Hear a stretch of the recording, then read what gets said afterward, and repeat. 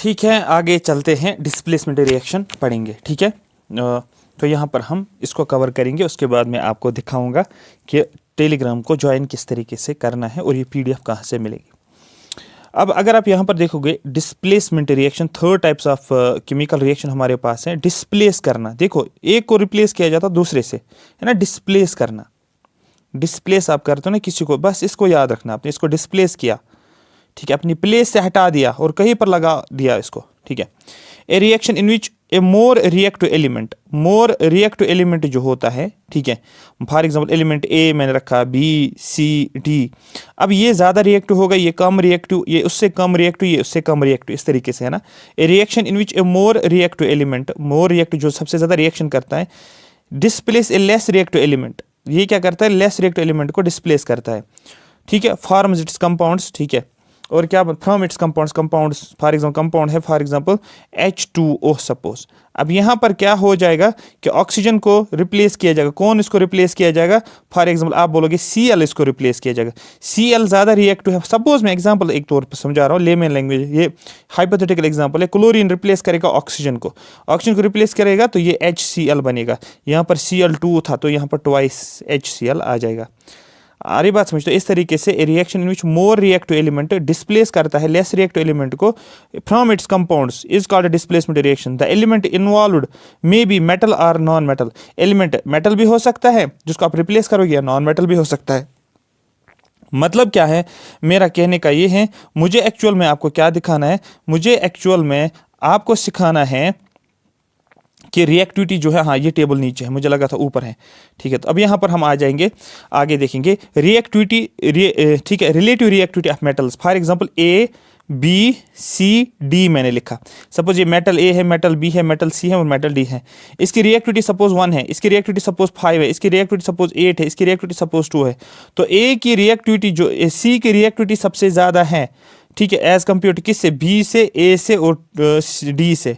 For example 5 की reactivity ज़्यादा है किससे, ए से और डी से, लेकिन लेस रिएक्टिव है किससे, सी से। ए की रिएक्टिविटी सबसे कम है किससे, बी से, सी से और डी से। डी की रिएक्टिविटी ए से ज़्यादा है लेकिन लेस है बी से और सी से। हरी बात समझ, वैल्यूज़ के बेस पे मैंने रिएक्टिविटी सपोज बताया आपको।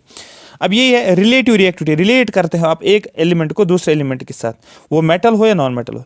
Different metals possess different reactivity, जितने भी मेटल्स हैं हर मेटल की अपनी अपनी रिएक्टिविटी है। फॉर एग्जाम्पल मैं बोलता हूँ ये एक, हाँ ये एग्जाम्पल तो मैंने समझा आपको।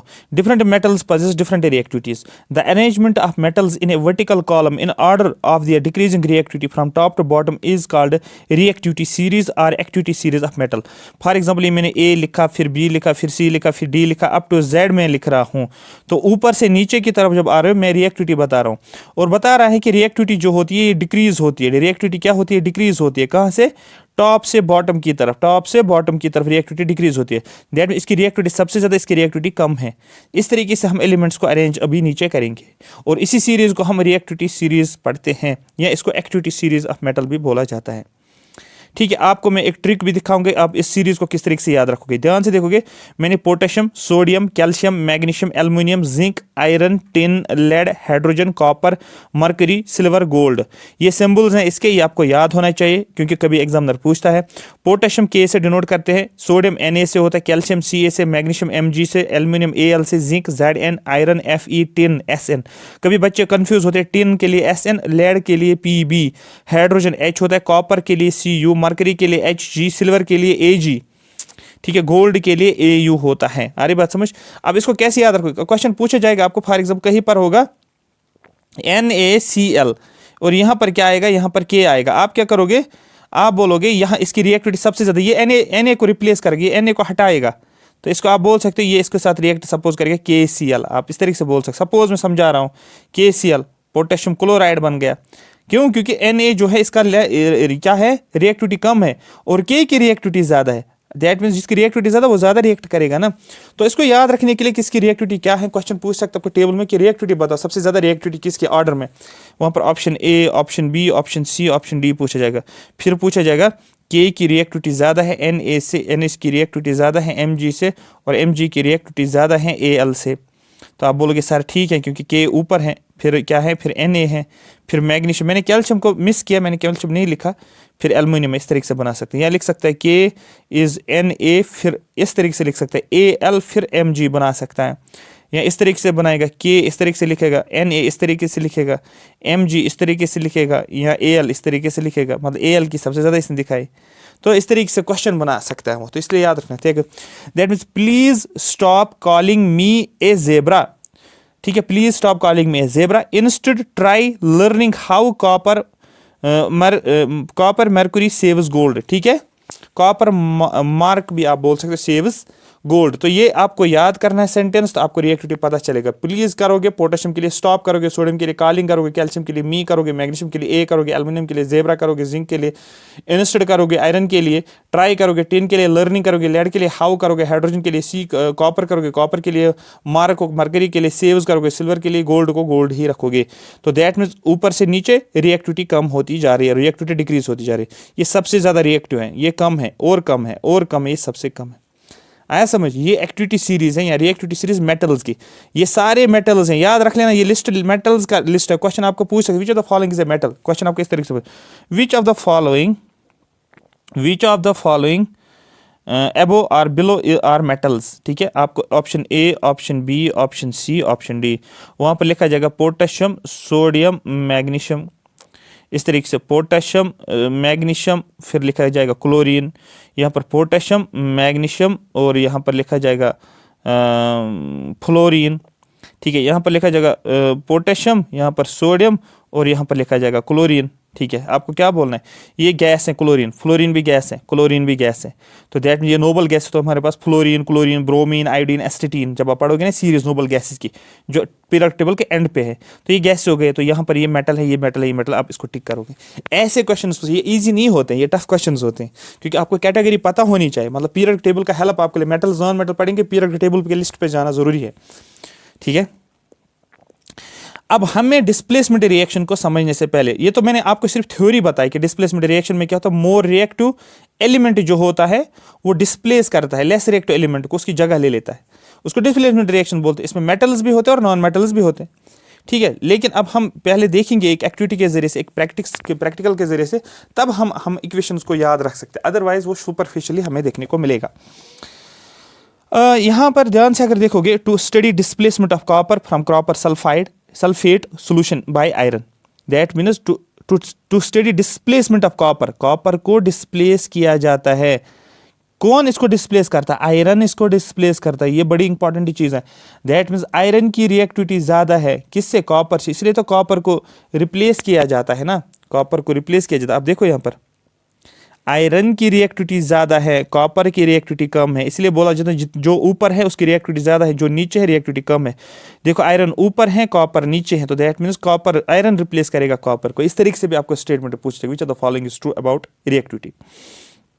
तो सबसे पहले तो ये क्वेश्चन आपका क्लियर हो गया। क्वेश्चन मैं आपको समझा रहा हूं एग्जामिनर कैसे क्वेश्चन बना है, तो ये एक्टिविटी, लेकिन इससे से क्वेश्चंस आपको बनते हैं, ठीक है। टू स्टडी, अच्छा, डिस्प्लेसमेंट ऑफ कॉपर, कॉपर को डिस्प्लेस करता है कौन करता है? आयरन करता है। किस सोल्यूशन, किस कंपाउंड में? कॉपर सल्फेट सोल्यूशन में, ठीक है। हम क्या करेंगे, हम टेस्ट ट्यूब ले लेते हैं, आयरन नेल ले लेते हैं, सैंड पेपर ले लेते हैं, कॉपर सल्फेट सोल्यूशन लेते हैं, टेस्ट ट्यूब का स्टैंड ले लेते हैं। हम क्या लेते हैं? 3 आयरन के नेल्स ले लेंगे। आयरन के नेल्स कुछ इस तरीके से हम बनाते हैं ना, नेल जो होता है ना, कील जिसको आप बोलते हो यार, ये नेल है ना, 3 आपने लिए। And clean them by rubbing with sand paper, आपने एक सैंड पेपर लिया है और इस सैंड पेपर के जरिए से इस नेल को आपने सफाई की है, साफ सफाई रब कर रहे हो सो दैट ये साफ हो जाए। टेक 2 टेस्ट ट्यूब्स, आप 2 टेस्ट ट्यूब्स ले लो। ये टेस्ट ट्यूब ए लिया मैंने और ये टेस्ट ट्यूब बी लिया मैंने, ले लिया। इन ईच टेस्ट ट्यूब, जो भी टेस्ट ट्यूब आपके पास है, take 10 ml copper sulphate solution. आपको क्या लेना है? कॉपर सल्फेट, CuSO4 जिसको आप बोलते हो। इसमें भी कॉपर सल्फेट सोल्यूशन ले लो, हर किसी में, ठीक है। CuSO4 लिया। Tie 2 iron nails with A thread, आप ले लो 2 आयरन नेल्स। ये एक आयरन नेल है, ये एक आयरन नेल है, ठीक है, ये दूसरा आयरन नेल है, ठीक है। तो इस आयरन नेल को थ्रेड बांधो, इसको भी थ्रेड से बांधो, ठीक है। And immerse them careful in copper sulphate, आप क्या करोगे? कॉपर सल्फेट के अंदर डालोगे। यहाँ पर 2 आयरन नेल्स मैंने थ्रेड से ये जो है टाइट किया है। यहाँ से भी 2 आयरन नेल्स दे, इसको भी क्या किया है? सपोज टाई किया है थ्रेड से, ठीक है, ठीक है। Tie 2 iron nails with a thread and immerse them carefully in copper sulphate solution in a test tube B में डालना है 20 मिनट के लिए। सपोज ये टेस्ट ट्यूब ए था, यहाँ पर कॉपर सल्फेट सॉल्यूशन है, ये भी टेस्ट ट्यूब बी है, यहाँ पर भी कॉपर सल्फेट सॉल्यूशन है, लेकिन आपने 2 नेल्स लिए हैं और इन 2 नेल्स को आपने क्या किया है, आपने इसको थ्रेड के साथ कनेक्ट किया है और 20 मिनट के लिए एज इट इज छोड़ना है इसको। जब आपने कॉपर सल्फेट सॉल्यूशन में इन नेल्स को डाल दे, ए को कुछ नहीं करना है, ए में नहीं डालना है। Keep 1 iron nail aside for comparison, एक आयरन नेल साइड में रखो। ये आपने एक आयरन नेल रखा है, साइड में रखा है, किसी भी टेस्ट ट्यूब में नहीं रखा है, साइड में रखा है। क्योंकि कितने आयरन नेल्स लिए थे आपने, 3 लिए थे ना, 2 को आपने डिप किया किसके अंदर, टेस्ट ट्यूब बी के अंदर जिसमें कॉपर सल्फेट सॉल्यूशन। ए वाला जो कॉपर सल्फेट है इसको ऐसे एज इट इज रखो और ये तीसरा नेल जो था इसको साइड में करना है। 2 तो ऑलरेडी इसमें है। आफ्टर 20 मिनट्स, 20 मिनट के बाद क्या देखोगे, take out the iron nails from copper sulphate. अब इन आयरन नेल्स को बाहर निकालो, इन 2 को बाहर निकाला। Compare the intensity of blue colour of copper sulphate solution in test tube A and B. अब ये टेस्ट ट्यूब जो था इसका कुछ कलर होगा, सपोज इसका कलर सपोज इसका रेड था, ठीक है, जब हमने कॉपर सल्फेट सॉल्यूशन डाला, इसका भी रेड था, ठीक है, जब हमने कॉपर सल्फेट सॉल्यूशन। लेकिन जब हमने नेल्स 2 डाले थे ना इसके अंदर और फिर 20 मिनट नेल्स इसके अंदर रखा, ये रेड कलर कुछ ना कुछ तो चेंज होगा ना। सपोज इसका ब्राउन सपोज हो जाएगा, दैट मीन्स इसका सॉल्यूशन का रेड था लेकिन अब ब्राउन हो गया जिसमें नेल्स डाले थे। ये हमें कंपेयर करना है कि कलर कौन सा चेंज हो गया। आ रही बात समझ, ये कलर हमें चेंज करना है, ठीक है। Compare the intensity of blue copper को solution in test tube A and B. अब आप इंटेंसिटी देखो ब्लू कलर की, जो हमारे पास टेस्ट ट्यूब ए था और टेस्ट ट्यूब बी था, और इसका भी सपोज ब्लू कलर था, इसका भी ब्लू कलर था सपोज, लेकिन हमने नेल्स 2 डाले थे। 20 मिनट के बाद अब हम देखेंगे इसका कलर क्या है। ये तो इसका तो ब्लू है, अब हमें देखना है कि इसकी इंटेंसिटी क्या है, ब्लू कलर क्या बढ़ गया है, क्या कम गया है। और दूसरा यहाँ पर एक नेल रखा था, इस नेल का तो अपना कलर होगा, लेकिन जब टेस्ट ट्यूब के अंदर इन 2 नेल्स को डाला इनका भी कुछ कलर चेंज हुआ होगा ना, वो भी हमें देखना है। Also compare colour of iron nails dipped in copper sulphate. अब इसका कलर तो सपोज इसका कलर सपोज होगा ग्रीन, सपोज मैं बोल रहा हूँ ग्रीन है, लेकिन जब आपने कॉपर सल्फेट सॉल्यूशन में डाला अब इन नेल्स का भी कलर चेंज हो जाएगा। अब इन नेल्स का कलर आपको कंपेयर करना है इस नेल के साथ जो बाहर आपने रखा था। तो वही also compare the iron nails dipped in the copper sulphate में, ठीक है, dipped in the copper sulphate, ठीक है, with the one kept outside. इससे ये एक्सपेरिमेंट समझ आ गया। एग्जाम में एक्सपेरिमेंट नहीं पूछेंगे। अब देखो आपको इक्वेशन कैसे याद रहेगी, इक्वेशन याद रहेगी आपको। क्यों इक्वेशन याद रहनी चाहिए आपको, क्योंकि अब आप देखोगे आपने आयरन नेल्स को डाला, आयरन नेल सपोज ये आयरन नेल 3 थे, इनका कुछ कलर था, इसका भी रेड था, सपोज इसका भी रेड था, इसका भी रेड था, लेकिन फिर आपने इन 2 को लिया और इनको क्या डाला, एक सोल्यूशन ले लिया। ये सोल्यूशन है, ये सोल्यूशन ए, ये सोल्यूशन बी, सपोज इसका ग्रीन कलर था और इसका भी ग्रीन कलर था लेकिन अब हमने 2 नेल्स को यहाँ पर डाला। 2 नेल्स को डालने के बाद इन नेल्स का कलर चेंज हो जाएगा, इस सोल्यूशन का भी कलर चेंज हो जाएगा। यहाँ पर ग्रीन था, यहाँ पर ग्रीन था, सपोज ग्रीन से ये ब्राउन हो गया कलर सोल्यूशन का, और यहाँ पर रेड नेल्स थे, यहाँ पर क्या हो गया, सपोज व्हाइट नेल्स बन गए। तो अब आप कंपेयर इस तरीके से कर सकते हो, ठीक है, कंपैरिजन। अब यही यहाँ पर दिखा रहे हैं, देखो आपने क्या लिया था, यहाँ पर आपने सबसे पहले आपने लिया था, ये देखो ये टेस्ट ट्यूब लिया था आपने, ये ना टेस्ट ट्यूब, ये आपने टेस्ट ट्यूब लिया था, इसके ऊपर क्या डाला था आपने, कॉपर सल्फेट सॉल्यूशन। आप देखो ये जो है कॉपर सल्फेट सॉल्यूशन यहाँ तक डाला था। अब आपने क्या किया, ये नेल है, आयरन नेल आपने लिया, ठीक है, ये nail taken out from copper sulphate, ये 2 नेल्स आपने इसमें डाले थे, इनको आपने बाहर निकाला था। अब देखो बाहर निकालने के बाद इसका कलर ये हो गया। इन नेल्स के साथ थ्रेड आपने लगा लिया, ठीक है, ये आयरन नेल इसके अंदर है, देखो ये आयरन नेल इसके अंदर, ये आयरन नेल, ये आयरन नेल अंदर, लेकिन जब आपने इसको बाहर निकाला इसका कलर ही चेंज हो गया। अरे बात समझ, तो ये आपको याद होना चाहिए, ठीक है, ठीक है। अब हमें आयरन नेल्स को जो 2 थे उसको एक के साथ कंपेयर करना है, और कॉपर सल्फेट सॉल्यूशन बी जो था उसको कंपेयर करना है सॉल्यूशन ए के साथ, before and after the experiment. यही है हमारे पास इक्वेशन। अब हम फाइनली इस इक्वेशन पे पहुंच जाते हैं, और तब हमें कौन सी रिएक्शन, डिस्प्लेसमेंट रिएक्शन समझ में आ जाएगी। तो इसीलिए थोड़ा सा डेप्थ में जाना जरूरी है आपके समझ के लिए, आपको हमेशा याद रखने के लिए। ऑब्जर्वेशन क्या है, it is observed that iron nail becomes brownish. हमने देखा कि आयरन नेल सपोज इसका कुछ कलर था, अब इसका कलर हमने देखा इसका क्या हुआ, जब हमने सोल्यूशन के अंदर डाला फिर 20 मिनट के बाद इन आयरन नेल्स को बाहर निकाला, ये ब्राउन हो गए, ठीक है। It is observed that iron nail become brownish in colour and blue colour of the copper sulphate solution fades. और ब्लू कलर जो था कॉपर सल्फेट वो खत्म होने लगा, change to a light green, और वो लाइट ग्रीन बना। हरी बात समझ। तो पहले आयरन नेल 3 थे, इनका कुछ कलर था, लेकिन जब हमने इन 2 आयरन नेल्स को कहां पर डाल दिया, सॉल्यूशन के अंदर, कलर ब्राउन हो गया, जिनको भी हमने सॉल्यूशन में डाला और बाहर निकाला। और ब्लू कलर था कॉपर सल्फेट सॉल्यूशन का, लेकिन जब हमने इसमें नेल्स डाले थे 20 मिनट रखा, इस कॉपर सल्फेट सॉल्यूशन का ये कलर ही चेंज हो गया, ये बन गया लाइट ग्रीन कलर। कंक्लूजन क्या है, कंक्लूजन है iron displaces copper from copper sulphate solution.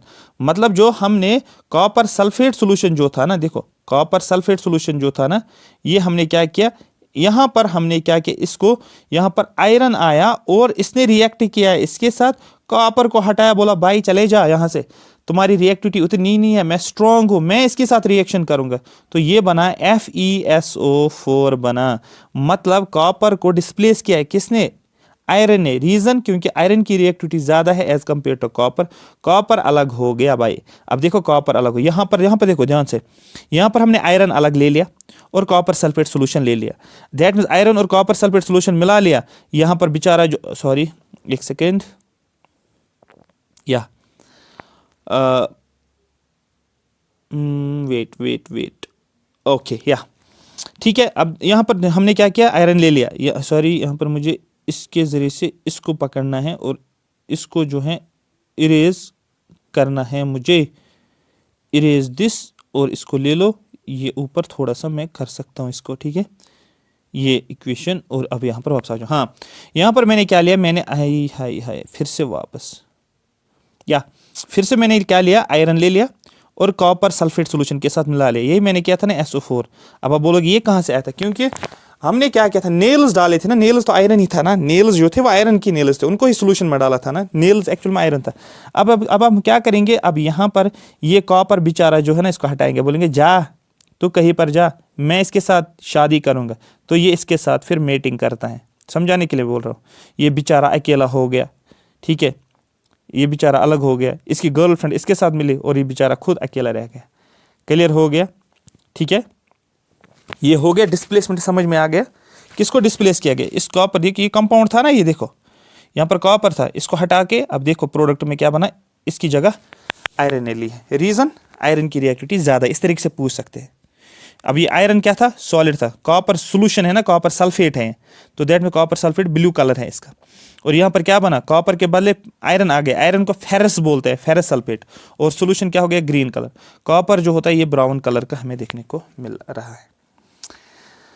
I hope मेरी बात समझ आएगी। अब reactivity, relative reactivity of some non metals, अब हम नॉन मेटल्स ले लेंगे, मेटल्स के बगैर जो भी है ना उनको नॉन मेटल्स हम बोलेंगे। क्लियर हो गया, वो फिर गैसेस भी हो सकते हैं ना, उनको आप नॉन मेटल्स बोलोगे ना।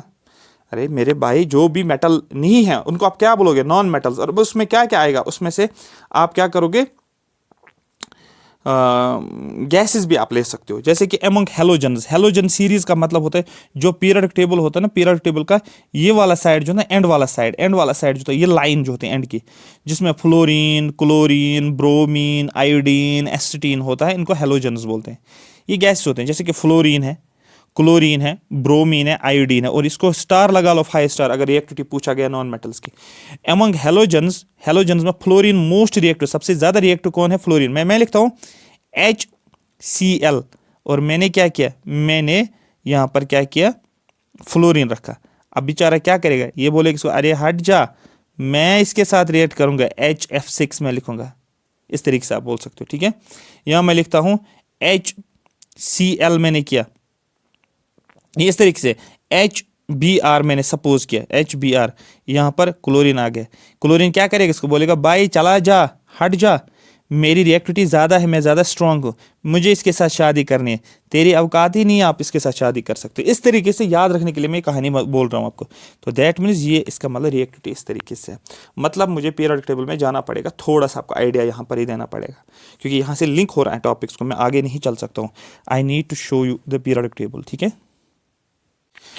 ये आप देखो पीरियोडिक टेबल आपके सामने है, यहाँ पर आप देख सकते हो। इसकी मैं बात कर रहा था, इस वाले साइड की मैं बात कर रहा था। ये जो है ना, इनको नोबल गैसेस बोलते हैं। ये जो है यहाँ पर helium, neon, argon, krypton, xenon, radon, ठीक है, ये नोबल गैसेस हैं, ठीक है। और ये जो है, ये यहाँ पर आप देख, fluorine, chlorine, bromine, iodine, astatine, जो मैं अभी बोल रहा था रिएक्टिविटी। फ्लोरीन की रिएक्टिविटी ज़्यादा as compare to chlorine, chlorine की ज़्यादा as compare to bromine, bromine की ज़्यादा as compare to iodine, iodine की ज़्यादा एज कम्पेयर टू एसिटीन।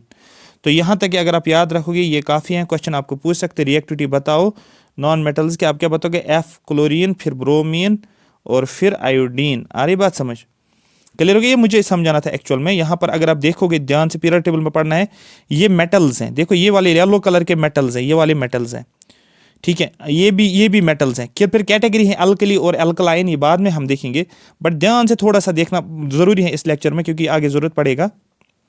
हाँ लेक्चर तो चल रहा है।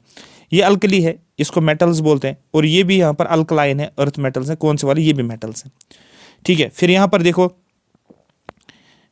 देखो, ये जो हैं क्या बोलते हैं उसको, ये वाले मैंने बोला था ना, ये नोबल गैसेस हैं। ये देखो नोबल गैस, एंड वाले जो होते हैं नोबल गैसेस हैं, helium, neon, argon, krypton, xenon, radon, ठीक है। और ये जो है ना, ये नॉन मेटल्स है, ये इंपॉर्टेंट है। रेड कलर जो पूरा रेड है, ठीक है, ये वाला फास्ट रेड जो है, ये वाला नॉन मेटल्स। ये देखो ये वाले जो हैं ये नॉन मेटल्स हैं। ये देखो ये वाले आपको पकड़ना है, बहुत ज़्यादा इंपॉर्टेंट है, ये बहुत ज़्यादा इंपॉर्टेंट है।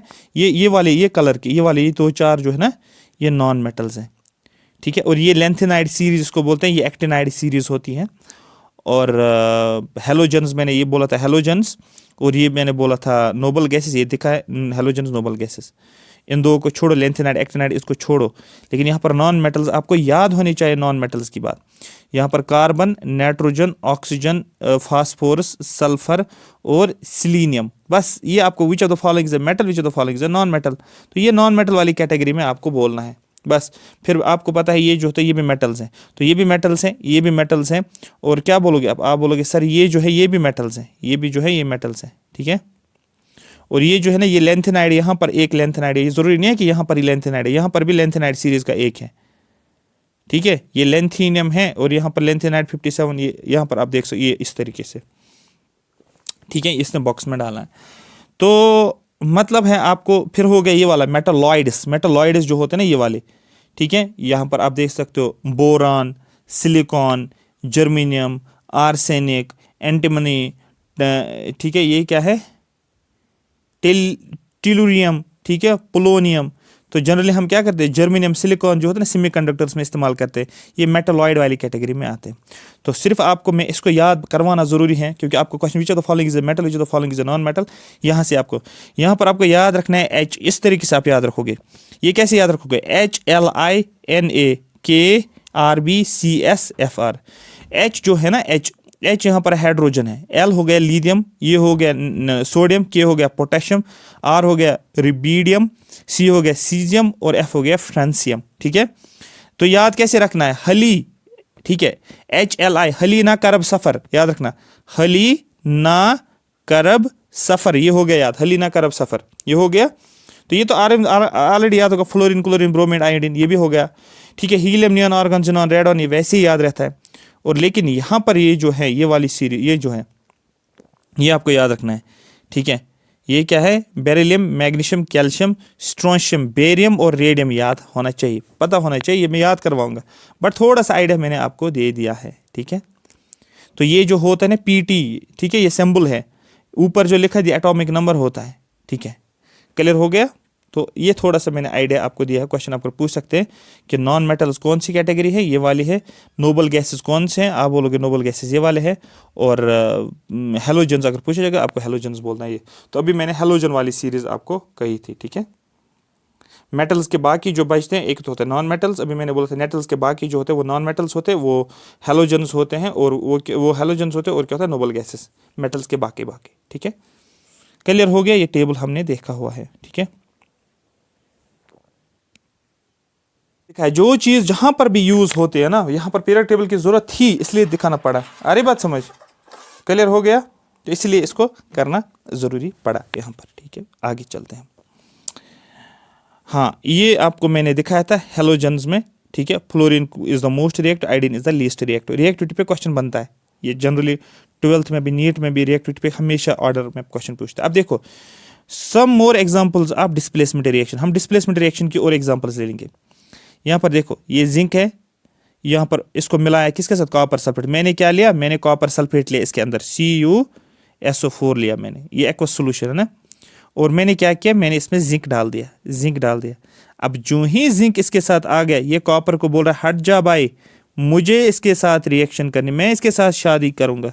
तो इसको जो होता है, इसको निकाला जाता है, और ये इसको इसके साथ शादी कर देता है, ठीक है। क्लियर हो गया। तो दैट मीन्स जिंक जो है और कॉपर मैंने लिखा, दैट मीन्स जिंक जो है और कॉपर मैंने देखा। अगर ध्यान से देखोगे, जिंक रिप्लेस करता है कॉपर को, रिएक्टिविटी जिंक की ज्यादा है, कॉपर की कम है। तो दैट मीन्स जिंक ऊपर होना चाहिए और कॉपर नीचे होना चाहिए। हमारा जो टेबल है, जिंक ऊपर होना चाहिए, कॉपर नीचे होना चाहिए, है ना। देखो जिंक ऊपर है और कॉपर नीचे है। आ रही बात समझ? क्लियर हो गया? तो ये यहाँ पर इंपॉर्टेंट है। यहाँ पर ऑक्सीडेशन रिडक्शन रिएक्शन भी एक्चुअल में इस्तेमाल होते हैं, बट यहाँ पर वो मैं नहीं बोलूँगा, वो हम आगे ही देखेंगे, वो ज़्यादा सही रहेगा हमारे पास। ठीक है, यहाँ पर हाँ, जिंक और कॉपर सल्फेट सोल्यूशन, यहाँ पर जिंक सल्फेट सोल्यूशन और कॉपर, आप आराम से रिएक्शन कर सकते हो, क्योंकि जब आपने जिंक देखा और कॉपर देखा, आपको सीधे पता चलना चाहिए कि यहाँ पर टेबल में जिंक ऊपर है और कॉपर नीचे है, तो ये इसको रिप्लेस करेगा। जिंक जो है इसका कलर ब्लू है, ठीक है, और यहाँ पर कॉपर सल्फेट आपको पास ब्लू है। जिंक सल्फेट सोल्यूशन बनता है कलरलेस और कॉपर यहाँ पर बनता है रेडिश कलर। फिर अरे बात समझ? क्यों? अब आप बोलोगे क्यों? क्योंकि यहाँ पर जो होता है ये सोल्यूशन के साथ होता है, कॉपर सल्फेट ब्लू ब्लू है, ये कॉपर जब निकलता है तो ये यहाँ पर रेडिश ब्राउन बनता है। इसी तरीके से कॉपर यहाँ पर सॉलिड है और यहाँ पर सिल्वर नाइट्रेट है, सोल्यूशन है। तो मैंने क्या लिया? मैंने लिया, एक सेकंड, ये मैंने लिया क्या? सिल्वर नाइट्रेट सोल्यूशन AgNO3, ये सोल्यूशन मैंने लिया। इसके साथ मैंने क्या मिलाया? कॉपर मिलाया। अब कॉपर आएगा और इसके साथ रिएक्ट करेगा, इसको बोलेगा हट जा, मुझे आना है इसके साथ। तो यहाँ पर देखो कॉपर आ गया किसके साथ? इसके साथ, देखो, और सिल्वर अलग हो गया। कॉपर ये सिल्वर नाइट्रेट है, ये कॉपर नाइट्रेट बनेगा और यहाँ पर सिल्वर देखने को मिलेगा। ठीक है, ये हो गया, एक एलिमेंट ने दूसरे एलिमेंट को रिप्लेस किया, एक मेटल ने दूसरे मेटल को रिप्लेस किया, दैट्स इट। अब यहाँ पर दो करेंगे, डबल डिस्प्लेसमेंट रिएक्शन। कुछ मसला है? कुछ भी नहीं, अगर पहला समझ में आ गया तो दूसरा भी आ जाएगा। और ये थ्योरी हमें जरूरी पढ़नी है यहाँ पर। अब यहाँ पर जरूरी पढ़ना है ये वाला, यहाँ पर आयरन और कॉपर सल्फेट, इसने आयरन सल्फेट मतलब फेरस सल्फेट बोलते हैं और कॉपर को अलग किया। Iron displaces copper from copper sulphate solution, iron displace करता है कॉपर को, ठीक है, ये आयरन डिस्प्लेस करता है कॉपर को, किससे? कॉपर सल्फेट सोल्यूशन से, ठीक है, फॉर्मिंग आयरन सल्फेट बनता है या फेरस सल्फेट जिसको बोलते हो, in the solution which has a light green colour, जिसका लाइट ग्रीन कलर है। Hence blue colour of copper sulphate, जो ब्लू कलर था कॉपर सल्फेट सोल्यूशन का, ये फेड अप हो जाता है, ये फेड अप हो जाता है क्योंकि ये लाइट बनता है। अब the displaced copper is deposited, और ये डिस्प्लेस्ड, ये कॉपर आप डिस्प्लेस किया ना आपने, इसको यहाँ पर बेचारे को साइड में रखा, बोला गया बैठ जा नीचे, डिपॉजिट हो गया ऑन आयरन नेल, किसके ऊपर? आयरन नेल के ऊपर ये डिपॉजिट, क्योंकि आयरन नेल हमने डाला था ना, ये कॉपर आकर आयरन नेल के साथ डिपॉजिट हो गया, गिविंग ए ब्राउनिश कलर। याद आ रहा है ना? कुछ याद आ रहा है ना? देखो, है ना, यहाँ पर क्या था? यहाँ पर कॉपर सल्फेट सोल्यूशन था, CuSO4 था ना। अब ये कॉपर बेचारा इस नेल के ऊपर आ जाएगा, ये इसके साथ डिपॉजिट हो गया। अब देखो फिर यहाँ पर आप देख सकते हो, बोला गया बैठ जा नेल के ऊपर, कोई मसला नहीं है, हम देखेंगे आपका बाद में। तो इस तरीके से समझना थोड़ा सा ट्रिकी भी है, थोड़ा सा जोक्स के हिसाब से भी समझना, सो आपके लिए एक तो ईजी बन जाएगा, मुश्किल नहीं है। ठीक है, रॉबर्ट जैसे पढ़ना नहीं है आपको, ह्यूमन जैसे पढ़ना, थोड़ा सा फील भी करना है कि रिएक्शंस कैसे होती है। आप देख सकते हो, ये लड़का एक था, ये एक लड़की थी, ठीक है, तो दूसरा लड़का आ गया B। अब ये लड़का A इसके साथ जो है इसका पैचअप हो गया, लेकिन और अमीर लड़का आ गया, ठीक है, बड़ा अच्छा सा लड़का आ गया, और इसने क्या किया? इसने बोला इसको ठीक है भाई, मैं ही इसके साथ शादी करूँगा, ठीक है, आप बैठ जाओ, आराम करो। इस तरीके से कहानी, इसको खुद के ऊपर नहीं लेना है, ये थोड़ा समझाने के लिए, सो दैट आपको ये समझ आएगा कि डिस्प्लेस कैसे होता है, ये रिएक्टिविटी के बेसिस पे, ठीक है ना। अब यहाँ पर डबल डिस्प्लेसमेंट रिएक्शन हम करेंगे बात। डबल डिस्प्लेसमेंट रिएक्शन में क्या होता है? Those reactions in which two different atoms or groups of atoms are exchanged. अब यहाँ पर एक्सचेंज होता है, वो ऐसी reactions in which two different atoms, दो डिफरेंट एटम्स है, for example copper, for example zinc, ये आ गए ना दो different atoms, or groups of atoms are exchanged, ये एक्सचेंज होता है, ये इसकी जगह ले लेगा, ये इसकी जगह ले लेगा। अरे बात समझ, सपोज ये किसके साथ है? ये B के साथ कनेक्ट है, ये A के साथ कनेक्ट है, ये बोलेगा जिंक, अब बोलेगा मैं तो A के साथ, जिंक बोलेगा मैं तो A के साथ जुड़ूंगा, कॉपर बोलेगा ठीक है भाई आप मेरी जगह ले लो, मैं आपकी जगह ले लूंगा, तो कॉपर B के साथ आ जाएगा। आया समझ? क्लियर हो गया? पहले कॉपर A के साथ था, जिंक B के साथ था, अब जिंक A के साथ आ गया, कॉपर B के साथ आ गया, एक दूसरे को डिस्प्लेस किया। Those reactions in which two different atoms or groups of atoms are exchanged are called as double displacement reaction or double decomposition reaction, या इसी को डबल डिस्प्लेसमेंट बोलो या डबल डिकम्पोजिशन रिएक्शन बोलो, इसी को हम मेटाथीसिस रिएक्शन बोलते हैं। Question which of the following is also known as metathesis reactions, आपको बना डबल डिस्प्लेसमेंट रिएक्शंस। अब ये एक एक्टिविटी समझना जरूरी है, कहानी बैकग्राउंड समझना जरूरी है। To study double displacement reaction को स्टडी करने के लिए बिटवीन बेरियम क्लोराइड सोल्यूशन, क्योंकि दो सोल्यूशन फिर चाहिए ना, तो दैट मीन्स BaCl2 हम देखेंगे, suppose BaCl barium chloride solution, and sodium sulphate, और हम क्या करेंगे NaSO4। अब अभी क्या होगा, ये तो पहले ऐसे, अब क्या हो जाएगा, इस सल्फेट के साथ क्या आ जाएगा, ये क्लोरीन आ जाएगा, बोलेगा भाई मैं आ जाऊंगा। सोडियम के साथ क्या आएगा, बेरियम किसके, सोडियम किसके साथ आएगा, बेरियम के साथ। अभी सोडियम किसके साथ है, SO4 के साथ। अभी सोडियम क्लोरीन के साथ, सोडियम बेरियम के साथ आ जाएगा और क्लोरीन इसके साथ। इस तरीके से आप समझ सकते हो। आपके पास टेस्ट ट्यूब चाहिए, यस, सोडियम सल्फेट सोल्यूशन और बेरियम सल्फेट सोल्यूशन, क्योंकि अब दो हमें लेना है ना, इसके साथ भी एक रिएक्ट करेगा, इसके साथ भी एक रिएक्ट करेगा, ठीक है। Take about 3 ml of sodium sulphate solution. Test tube आपने क्या लिया, sodium sulphate solution, sodium sulphate, suppose मैं इस तरीके से लिखता हूँ टेस्ट ट्यूब के अंदर। In another test tube take 3 ml of barium. आपने दूसरा टेस्ट ट्यूब ले लिया, यहाँ पर बेरियम क्लोराइड आपने लिया, ठीक है। मिक्स द टू, अब दोनों को मिक्स करो, ठीक है, दोनों को मिलाओ, ये इसमें डाल दो या ये इसमें डाल दो, मतलब दोनों को मिक्स करना है। ऑब्जर्व क्या करोगे आप, it is observe that white solid insoluble water is formed. हमें क्या मिला, white solid insoluble in water is formed. पानी के अंदर क्या देखने को मिला, एक सॉलिड देखने को मिला जो सॉल्युबल नहीं है पानी के अंदर, ऐसे हमें ऑब्जर्वेशन देखने को मिल रही है। दिस वाइट इनसॉल्युबल सॉलिड, ये वाइट इनसॉल्युबल सॉलिड जो मिला, ये PPT होता है, प्रिसिपिटेट, मैंने बोला था ना, जो किसी के साथ हल नहीं होता है, सोल्यूशन के साथ मिक्सअप नहीं होता है, ये प्रिसिपिटेट बन जाता है। ये देखा हमने, अभी देखते हैं जो भी पिछले लेक्चर्स इसमें मैंने बताया ना आपको, जो पिछली कहानी बता रहा हूँ जब से मैंने केमिकल इक्वेशन स्टार्ट किया, वही यहाँ पर लिंक होता जाएगा। अब देखो, एक टेस्ट ट्यूब लिया मैंने, ये दूसरा टेस्ट ट्यूब हो गया।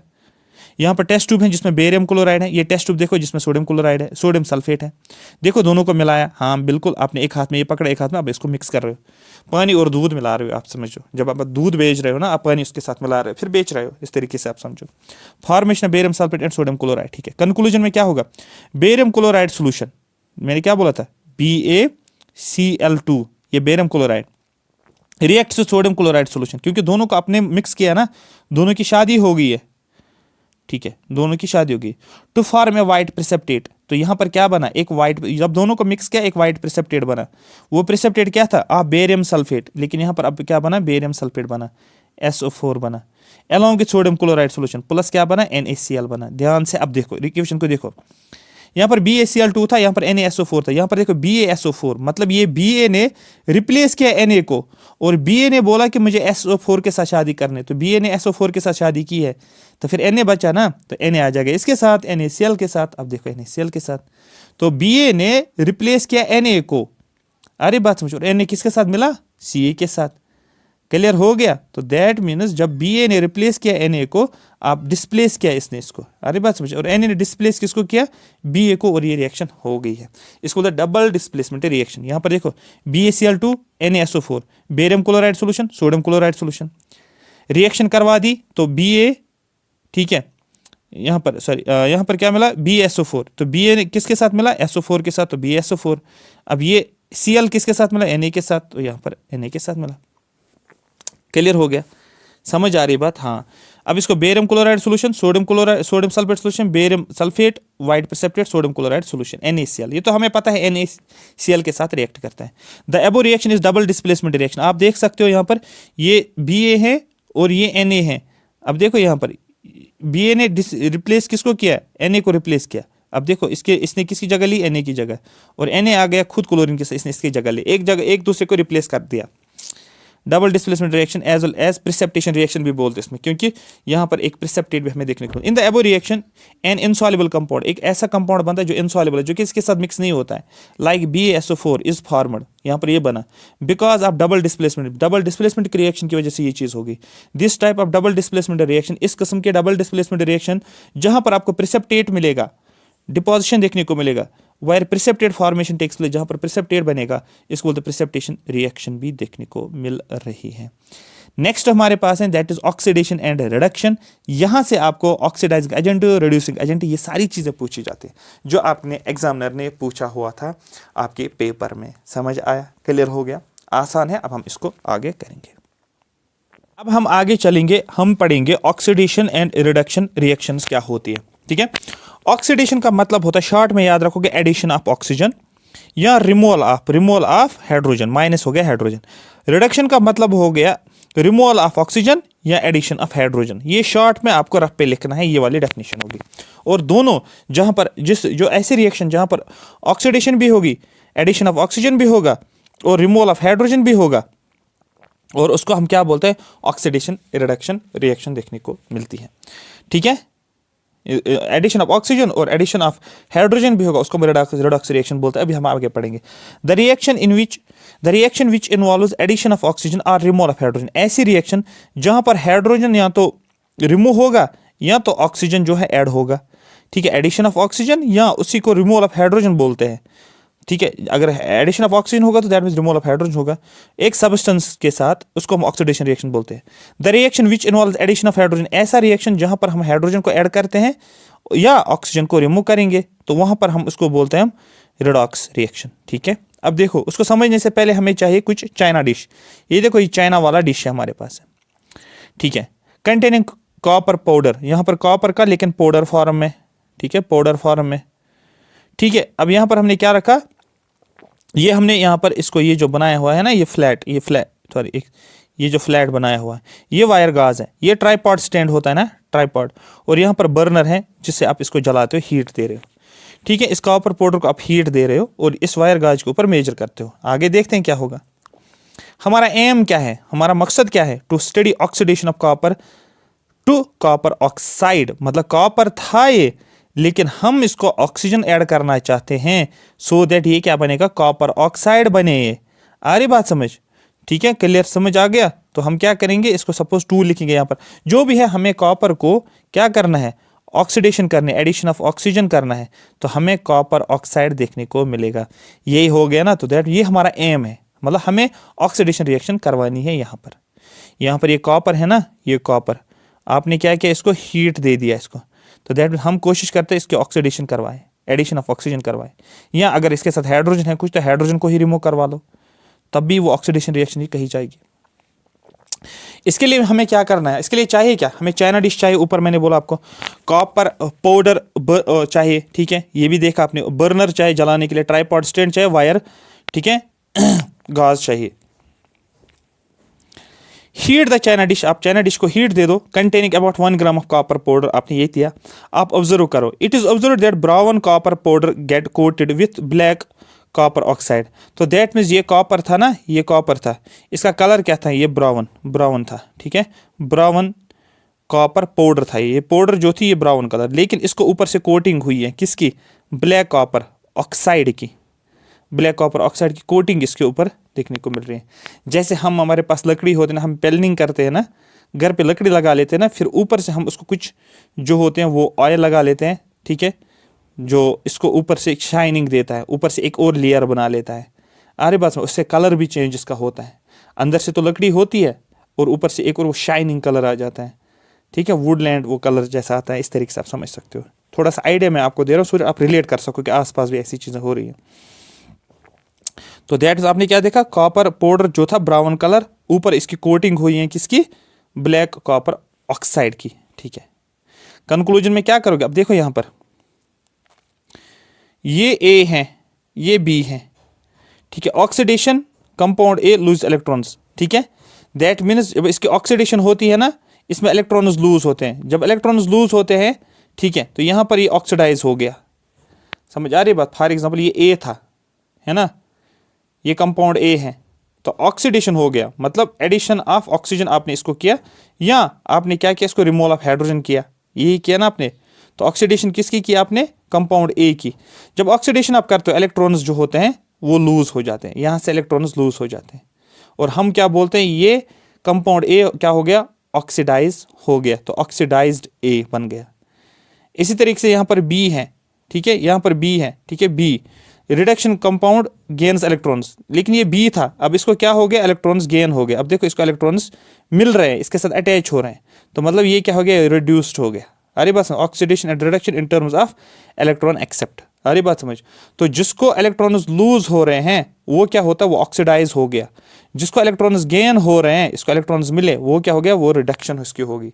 सपोज ये ए था, ठीक है, अब इसने क्या किया, इसके इलेक्ट्रॉन्स लूज हो गए, तो दैट मीन्स ये हो गया ऑक्सीडाइज। अब यहाँ पर आपको देखने को मिलेगा ये बी था, इसको इलेक्ट्रॉन्स जो है गेन हो गए, इसको इलेक्ट्रॉन्स मिले, तो दैट मीन्स ये हो गया रिड्यूस्ड, इसको बोलते हैं रिडक्शन इसकी हुई है। ठीक है, इसकी रिडक्शन हो गई है, इसका एडिशन हो गया, दैट इज ऑक्सीडेशन हो गया। ठीक है, ऑक्सीडेशन हो गया, एडिशन नहीं ऑक्सीडेशन हो गया। ठीक है, तो इलेक्ट्रॉन्स का लूज होना आप बोलोगे वो सबस्टेंस या कंपाउंड क्या हो गया, वो ऑक्सीडाइज हो गया। अरे बात समझ, इलेक्ट्रॉन्स का गेन होना, मिलना, ठीक है, तो आप रिड्यूस हो गए। फॉर एग्जांपल मैं बोलता हूं ये आप हो, ये आपका, ये आप हो और ये आपका भाई है, ठीक है। आपका फादर यहां पर है, उसने आपको दे दिया 10,000 रुपीज़, ठीक है। तो दैट मीन्स आपको इलेक्ट्रॉन्स मिले, 10,000 रुपीज़ आपको मिले, तो आपको रिडक्शन हुई है, आपकी रिडक्शन हुई है। और आपके भाई के पास सपोज 5,000 रुपये थे, आपके अबू ने उसको बोला कि ये 5,000 रुपये वापस दे दो, तो आप इससे जो 5,000 रुपये लिए गए हैं ना, तो दैट इसका ऑक्सीडेशन हो गया बेचारे का, ठीक है, इसका ऑक्सीडेशन हो गया। तो इस तरीके से समझने की कोशिश करो इस चीज़ को। ऑक्सीडेशन रिडक्शन इलेक्ट्रॉनिक कॉन्सेप्ट के बेस पे मैंने इलेक्ट्रॉन को इलेक्ट्रॉन्स के जरिए से, ठीक है। कभी ऐसे भी एग्जामिनर पूछेगा। अब यहाँ पर देखो कॉपर ब्राउन इन कलर, ये देखो कॉपर ब्राउन कलर में है। ऑन हीटिंग हमने इसको हीट दिया, हीट किसकी प्रेजेंस में होगा, डेफिनेटली हीट देते हम विथ ऑक्सीजन, ठीक है। ऑक्सीजन जब तक नहीं होगा हीट कंबस्शन नहीं होगा ना, हीट अप नहीं होगा, समझ आ रही है। तो कॉपर हमने लिया और क्या किया हमने, ऑक्सीजन के साथ मिला दिया और वहाँ पर हमें कॉपर ऑक्साइड मिला है। यहाँ पर अब देखो मैंने कॉपर लिया था और यहाँ पर ऑक्सीजन मैंने O2 लिया, यहाँ पर क्या बनेगा CuO, लेकिन ऑक्सीजन तो 2 है तो मुझे यहाँ से 2 डालना पड़ेगा। ऑक्सीजन 2 हो गया लेकिन कॉपर तो यहाँ पर 2 बन गया, मुझे यहाँ से भी 2 फिर डालना पड़ेगा। तो ये क्या बना, ये बना कॉपर ऑक्साइड बना और ये कॉपर ऑक्साइड बना, समझ आ रही बात। तो आपने क्या किया, कॉपर को एडिशन ऑफ ऑक्सीजन किया तो कॉपर ऑक्साइड बना। ये क्या होगी, ये ऑक्सीडेशन रिएक्शन होगी, एडिशन ऑफ ऑक्सीजन के फॉर्म में, है ना, ऑक्सीडेशन रिएक्शन हो गई है। अब यहां पर आगे देखो, here we can say that copper is being oxidised, copper oxidise हो गया, क्यों, क्योंकि यहां पर रिएक्शन जो हो गई ऑक्सीजन के साथ, एडिशन ऑफ ऑक्सीजन हो गया। As it is gaining oxygen, इसको ऑक्सीजन मिल रहा है, इसको ऑक्सीजन मिल रहा है, ठीक है। क्योंकि जब एडिशन ऑफ ऑक्सीजन हो रहा है तो वो क्या हो गया, वो हो गया ऑक्सीडाइज्ड, ठीक है। Here we can say that copper is oxidised as it is gaining oxygen, क्योंकि इसको ऑक्सीजन गेन हो रहे हैं। आ रही बात समझ। अब आगे चलेंगे। इलेक्ट्रॉनिक कॉन्सेप्ट अलग है, यहां समझना, इलेक्ट्रॉनिक कॉन्सेप्ट अलग है, ये वाला अलग है। तो यहां पर नीचे जो मैं समझा रहा हूं ये अलग है। यहां पर ध्यान से देखो, हम डायरेक्ट सिंपल से पढ़ रहे हैं कि ऑक्सीडेशन कैसे होती है। कॉपर को एडिशन हो गया ऑक्सीजन का, अरे बात समझ। तो मतलब क्या हो गया, यहां पर कॉपर को एडिशन हुआ, is being oxidised, addition of oxygen, क्योंकि इसको ऑक्सीजन मिल रहा है, अरे बात समझ, ऑक्सीजन मिल रहा है। इन the above activity if hydrogen gas is passed over the product CuO, लेकिन अब हमारे पास CuO बना, लेकिन अब हमने क्या किया है, हाइड्रोजन गैस लेकर आए हम, हाइड्रोजन गैस, और इस CuO को हमने हाइड्रोजन गैस के साथ मिला दिया। देन ब्लैक कोटिंग जो थी ना, ये black coating on the surface becomes brown, ये ब्लैक अब ब्राउन हो जाएगा। पहले ये ब्राउन था, ऑक्सीजन से मिला दिया, ये ब्लैक बना। अब हमने हाइड्रोजन मिला दिया इसके साथ, अब ये ब्लैक से ब्राउन हो गया, ठीक है। ब्लैक से क्या हो गया ये, हाँ ब्राउन बन गया, because reverse reaction takes place. अब रिवर्स रिएक्शन हो गया, पहले आपने ऑक्सीजन को ऐड किया, ऑक्सीडेशन की है, बन गया ये। अब आपने क्या किया, हाइड्रोजन को क्या किया, ऐड किया, तो बन गया क्या, यहाँ पर ये बन गया। अब रिवर्स रिएक्शन हो गई, ऑक्सीजन ऐड करने से क्या बन गया, ये ब्लैक हो गया। लेकिन जब इसको आपने हाइड्रोजन ऐड किया तो यहाँ पर आपने इसकी क्या किया, एडिशन ऑफ हाइड्रोजन का मतलब होता है रिडक्शन हो गई इसकी, ठीक है। तो ये लिखा है, तो यहाँ पर कॉपर को ऐड किया ऑक्सीजन, तो कॉपर ऑक्साइड बन गया, ऑक्सीडेशन इसकी हो गई। अब कॉपर ऑक्साइड को ले लिया, हाइड्रोजन को ऐड किया इसके साथ, addition of hydrogen, addition of hydrogen का मतलब क्या होता है, रिडक्शन। तो यहाँ पर कॉपर अलग हो गया और वाटर हमें देखने को मिलता है। We can say that copper oxide is being reduced, है ना। अब ये रिड्यूस हो गया, कॉपर ऑक्साइड की क्या होगी, रिड्यूस हो गया ये, ठीक है। क्यों, क्योंकि हमने हाइड्रोजन को ऐड किया तो यहां पर ये कॉपर अलग हो गया। आ रही बात समझ। यहां पर मैंने क्या बोला था, ध्यान से देखोगे, कॉपर इज बीइंग ऑक्सीडाइज्ड, ठीक है, ऑक्सीडाइज्ड हो गया, इट इज गेनिंग ऑक्सीजन। देखो इसके साथ ऑक्सीजन मिला, ऑक्सीजन मिला इसको, फिर ऑक्सीजन इसके साथ अटैच हो गया, तो oxygen is as it is gaining oxygen. समझ आ रहा है, ये टर्म समझो। यहां पर क्या लिखा गया, ये कॉपर ऑक्साइड है, हमने हाइड्रोजन को लिया, अब देखो कॉपर फिर से बेचारा अलग हो गया। कॉपर जो ही अलग हो गया तो दैट मीन्स ये ऑक्सीजन को यहां से आपने रिमूव करवाया। ऑक्सीजन इसके साथ था ना, ऑक्सीजन किसके साथ मिला, हाइड्रोजन से मिला, तो कॉपर अकेला रह गया। मतलब यहां पर in the above activity if hydrogen is passed then coating, ये हो गया, ठीक है। The surface becomes brown, reverse reaction. We can say copper oxide, ये copper oxide is being reduced, क्यों, क्योंकि ऑक्सीजन को आपने रिमूव किया है। यहाँ एडिशन किया है अपने हाइड्रोजन का, एज इट लूजेज ऑक्सीजन, क्योंकि ऑक्सीजन लूज हो गया, ये कॉपर के साथ ऑक्सीजन था, अब ये ऑक्सीजन हट गया है, कॉपर अकेला रह गया, एंड हाइड्रोजन बीइंग ऑक्सीडाइज्ड, और हाइड्रोजन को क्या मिला, ऑक्सीजन मिला। हाइड्रोजन को देखो ध्यान से देखना, यहाँ पर फिर से ये इंटरेस्टिंग चीज़ है, ये कॉपर ऑक्साइड था और हाइड्रोजन।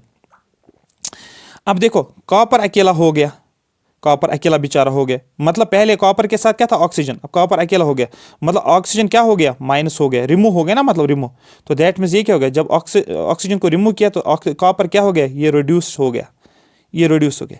लेकिन हाइड्रोजन, अब देखो हाइड्रोजन जो था यहाँ पर, अब ये ऑक्सीजन, हाइड्रोजन को क्या मिला, ऑक्सीजन मिला, अब हाइड्रोजन को क्या मिला, ऑक्सीजन मिला, तो हाइड्रोजन क्या हो गया, ये रिड्यूस हो गया, ये ऑक्सीडाइज हो गया, हाइड्रोजन ऑक्सीडाइज हो गया और कॉपर रिड्यूस हो गया। क्यों रिड्यूस हो गया, क्योंकि रिमूव हो गया ऑक्सीजन, हाइड्रोजन क्यों ऑक्सीडाइज हो गया, क्योंकि ये ऑक्सीजन हाइड्रोजन को मिला, यही है ना, ये तो है यहाँ पर कॉपर ऑक्साइड, इसके साथ हाइड्रोजन आप मिला दो, कॉपर अकेला हो गया क्योंकि ऑक्सीजन को रिमूव किया आपने, बेचारा हो गया रिड्यूस, और हाइड्रोजन को ऑक्सीजन मिला, इसमें हो गई रिडक्शन, ऑक्सीडेशन। तो यही है, we can see that copper oxide is being reduced. क्यों रिड्यूस हो गया, क्योंकि ऑक्सीजन रिमूव हो गया, as it is losing oxygen, and hydrogen is oxidised, क्यों, इट इज गेनिंग ऑक्सीजन, क्योंकि इसको ऑक्सीजन मिल रहा है।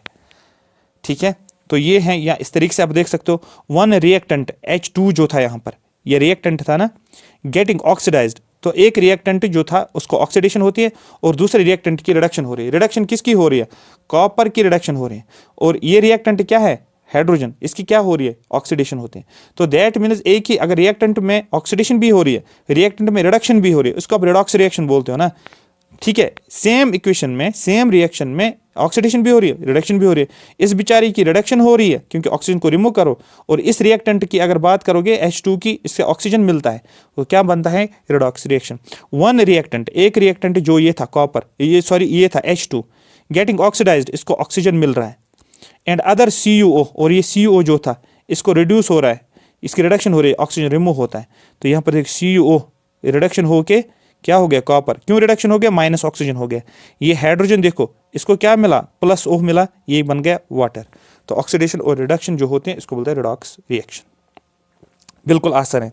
सबस्टेंसेस विच गिव्स ऑक्सीजन, ऐसे सबस्टेंसेस जो ऑक्सीजन देते हैं या गेन करते हैं हाइड्रोजन, उनको बोलते हैं ऑक्सीडाइजिंग एजेंट्स, जो देते हैं ऑक्सीजन को, ऐसे सबस्टेंस जो ऑक्सीजन देते हैं, ठीक है, या हाइड्रोजन क्या करते हैं, गेन करते हैं, उनको क्या बोलते हैं आप, उनको बोलते हैं आप, वो होते हैं ऑक्सीडाइजिंग एजेंट्स। यहां पर देखो, सबस्टेंस विच गिव्स ऑक्सीजन, कौन ऑक्सीजन देता है, कॉपर ऑक्साइड ने ऑक्सीजन दे दिया, कॉपर ऑक्साइड था ना, इसने ऑक्सीजन दे दिया। ठीक है, कॉपर ऑक्साइड से ऑक्सीजन निकला, तो ये क्या बन गया, कॉपर ऑक्साइड। कॉपर ऑक्साइड को आप क्या बोलोगे, ये हमारे पास क्या बचा, ये बन गया हमारे पास ऑक्सीडाइजिंग एजेंट। ठीक है, गिव्स ऑक्सीजन या गेन्स हाइड्रोजन, अरे बात समझ, हाइड्रोजन गेन होता है, अरे बात समझ। तो यहां पर कॉपर ऑक्साइड ने ऑक्सीजन दे दिया, गिव किया, ठीक है, ऑक्सीजन दे दिया, तो ये बन गया हमारे पास, इसको हम क्या बोलते हैं, ऑक्सीडाइजिंग एजेंट्स बोलते हैं। तो ऐसे सबस्टेंस, ये सबस्टेंस ए है विच गिव्स ऑक्सीजन, यहां से ऑक्सीजन निकल रहा है, दे रहा है किसी और को ऑक्सीजन, या गेन्स हाइड्रोजन, या ये क्या कर रहा है, इसको हाइड्रोजन मिल रहा है, अरे बात समझ, तो उसको हम क्या बोलते हैं, वो होते हैं हमारे पास ऑक्सीडाइजिंग एजेंट्स। और ऐसे substance which gives hydrogen, for example ये बी है, ये बेचारा हाइड्रोजन दे रहा है किसी को, ठीक है, या खुद ऑक्सीजन ले रहा है, और gains oxygen, is called reducing agent. Clear, उल्टा है इसमें, उल्टा है, उल्टा मतलब ऑक्सीडाइजिंग एजेंट का मतलब क्या होता है, ऑक्सीजन देता है, ठीक है, ऑक्सीजन देता है किसी और को। तो यहां पर देखो रिड्यूसिंग एजेंट क्या करता है, तो ऑक्सीजन को गेन करता है, बस ये आपको याद रखना है। ठीक है, क्लियर हो गया, थोड़ा सा इसमें ही है। अब याद कैसे रखोगे, oxidation is loss of electron, reduction is gain of electron, ये मैंने ऑलरेडी पहले बोला था इलेक्ट्रॉन्स के फॉर्म्स में। ऑक्सीडेशन का मतलब होता है आपके इलेक्ट्रॉन्स लूज हो रहे हैं, ऑयल याद रखो। ऑक्सीडेशन का मतलब लॉस ऑफ इलेक्ट्रॉन्स, फिर रिडक्शन का मतलब क्या हो गया, गेन ऑफ इलेक्ट्रॉन्स। ऐसे भी टर्म पूछ सकते हैं। इलेक्ट्रॉनिक कॉन्सेप्ट जो मैंने आपको बोला, इलेक्ट्रॉनिक कॉन्सेप्ट अलग है, ठीक है, इलेक्ट्रॉनिक कॉन्सेप्ट अलग है, और हाइड्रोजन ऑक्सीजन जो होता है वो अलग है, अरे बात समझ, हाइड्रोजन ऑक्सीजन अलग है, जिसमें एडिशन ऑफ ऑक्सीजन या रिमूवल ऑफ हाइड्रोजन हो गया ऑक्सीडेशन, या एडिशन ऑफ हाइड्रोजन या रिमूवल ऑफ ऑक्सीजन हो गया आपके पास रिडक्शन। ठीक है, लेकिन इलेक्ट्रॉनिक कॉन्सेप्ट अलग है, जो लूज करता है वो उसकी ऑक्सीडेशन होती है, जो गेन करता है उसको रिडक्शन बोलते हैं। Such reactions where both oxidation and reduction takes place, ऐसे रिएक्शन जहां पर दोनों ऑक्सीडेशन भी रिडक्शन भी हो रही है, उसको बोलते हैं ऑक्सीडेशन रिडक्शन रिएक्शन या रेडॉक्स रिएक्शन। यहां पर सबसे इंपॉर्टेंट एग्जांपल यहां पर आप देख सकते हो, जिंक ऑक्साइड है, अरे बात समझ, तो दैट मीन्स, और कॉपर, मैंने क्या किया, मैंने जिंक ऑक्साइड को कार्बन के साथ मिला दिया। अब ये जिंक से क्या निकला, जिंक से ऑक्सीजन रिमूव हो गया, माइनस ऑक्सीजन हो गया, जिंक से ऑक्सीजन निकला, मतलब इसने ये ऑक्सीजन किसी और को दिया ना, तो जिंक ऑक्साइड क्या बना, आप बोलोगे सर ये तो ऑक्सीडाइजिंग बना, मैंने अभी बोला ऑक्सीडाइजिंग एजेंट का मतलब ऑक्सीजन को रिमूव कर रहा है। देखो जिंक ऑक्साइड था ना पहले, यार ये क्या कर रहा है, ये इस ऑक्सीजन को किसी और को दे रहा है, ये बोल रहा है ले ले ये ऑक्सीजन, ठीक है, किसी और को सप्लाई कर रहा है, तो दैट मीन ये जब किसी और को सप्लाई कर रहा है, ऑक्सीजन निकल रहा है इससे, गिवर है ये, तो ये बन गया हमारे पास ऑक्सीडाइजिंग एजेंट। यही तो लिखा था मैंने यहाँ पर, ये तो लिखा सब्सटेंस विच गिव्स ऑक्सीजन, इसको ऑक्सीडाइजिंग एजेंट बोलते हैं। और जो रिसीव करता है, गेन करता है ऑक्सीजन, वो रिड्यूसिंग एजेंट। अब जिसको ये ऑक्सीजन मिलेगा, जो पकड़ेगा इस ऑक्सीजन को, वो रिड्यूसिंग एजेंट हो गया। अब ये ऑक्सीजन किसको मिला, आप बोलोगे सर ये ऑक्सीजन जो है कार्बन को मिला, कार्बन बन गया रिड्यूसिंग एजेंट। अरे बात समझ, क्लियर हो गया। दैट मीन्स जिसको ऑक्सीजन मिल रहा है, जिसको इलेक्ट्रॉन्स मिल रहे हैं, वो रिड्यूसिंग एजेंट बनता है, और जो ऑक्सीजन को लूज करता है वो क्या बनता है, ऑक्सीडाइजिंग एजेंट बनता है। ये ही था कॉन्सेप्ट ओवरऑल, इसके अलावा है ही नहीं कोई कॉन्सेप्ट। देखो यहां पर फिर से मैं इस इक्वेशन को लिखता हूं, मैंने लिखा जिंक और ऑक्साइड, मैंने लिखा, मैंने कार्बन के साथ मिला दिया, यहां पर क्या हुआ, यहां पर जिंक अलग हो गया और कार्बन मोनोऑक्साइड अलग हो गया। रिएक्टेंट्स की तरफ देखो, हमेशा रिएक्टेंट्स की तरफ देखो, देखो ये जिंक था, ठीक है, जिंक के साथ क्या था, ऑक्सीजन था, लेकिन जब हमने प्रोडक्ट्स में देखा जिंक बिल्कुल अलग है, लेकिन दैट इसने ये ऑक्सीजन रिलीज किया, किसी को दे दिया, ठीक है। कार्बन जो था अकेला था, लेकिन यहां पर कार्बन को, ये कार्बन ने ऑक्सीजन को पकड़ा, जब कार्बन ने ऑक्सीजन को पकड़ा, जिसने पकड़ा ऑक्सीजन को वो रिड्यूसिंग एजेंट बन गया, तो कार्बन यहां पर रिड्यूसिंग एजेंट बना, और जिसने ऑक्सीजन दिया है वो बन गया ऑक्सीडाइज। रिएक्टेंट्स में सिर्फ ढूंढना है, रिएक्टेंट्स में जिसने ऑक्सीजन को लूज किया, देखो रिएक्टेंट्स को देखोगे और प्रोडक्ट्स को देखोगे रिएक्टेंट्स में आप जिंक को देखो और प्रोडक्ट्स में भी जिंक देखो। रिएक्टेंट्स में ऑक्सीजन था जिंक के साथ, लेकिन प्रोडक्ट्स में देखो जिंक के साथ ऑक्सीजन नहीं था, तो दैट मीन्स रिएक्टेंट्स में आपको ढूंढना है, इसने ऑक्सीजन दिया, तो ZnO जो है ना, जिंक ऑक्साइड, ये बन गया ऑक्सीडाइजिंग एजेंट, क्योंकि इसने ऑक्सीजन किसी को दे दिया। अब रिएक्टेंट्स में कार्बन देखो, अकेला कार्बन है, लेकिन प्रोडक्ट्स में इसने ऑक्सीजन पकड़ा है, तो दैट इस कार्बन ने ऑक्सीजन पकड़ा हुआ है, प्रोडक्ट्स में दिख रहा है, तो दैट मीन्स ये बन गया हमारे पास रिड्यूसिंग एजेंट। जो गेन कर रहा है, गेन किसने किया, यहां पर गेन कर रहा है कार्बन, कार्बन बन गया रिड्यूसिंग एजेंट, और लूज कर रहा है जिंक, तो जिंक ऑक्साइड लूज कर रहा है, जिंक नहीं कर रहा है, जिंक ऑक्साइड लूज कर रहा है, तो दैट मीन्स ऑक्सीडाइज एजेंट बन गया ZnO। बस यही है, that's it, that is it, ठीक है। यहां पर देखो ये हो गई, इसकी रिडक्शन हो गई, ठीक है। ऑक्सीडाइजिंग एजेंट अलग है, रिडक्शन अलग है, याद रखना। अब आप ये नहीं बोलोगे सारी ये रिड्यूसिंग एजेंट है, नहीं, रिडक्शन कर रहा है। रिडक्शन का मतलब क्या होता है, लॉस ऑफ ऑक्सीजन हो रहा है, इसको रिडक्शन बोल रहे हैं, ठीक है। इलेक्ट्रॉन ऑक्सीजन लूज कर रहा है, ये रिडक्शन हो गया, लेकिन जो सब्सटेंस लूज कर रहा है ना, वो हो गया ऑक्सीडाइजिंग एजेंट। ये उल्टा है, अपोजिट है, बस एजेंट अलग है और रिएक्शन अलग है। अब देखो यहां पर बस वही तो है, ZnO क्या था, इसके साथ ऑक्सीजन था पहले, ठीक है, तो दैट इसने ऑक्सीजन को यहां पर लूज किया। अब देखो ZnO क्या बना, ऑक्सीजन लूज किया, तो क्या बना, ऑक्सीडाइजिंग एजेंट, ऑक्सीजन लूज किया। लेकिन रिएक्शन क्या है, रिएक्शन रिडक्शन है, क्यों, क्योंकि लॉस ऑफ ऑक्सीजन हो गया। कार्बन देखो, कार्बन ने ऑक्सीजन को पकड़ा, जब इसने ऑक्सीजन को पकड़ा, रिएक्शन क्या होगी, ऑक्सीडेशन रिएक्शन।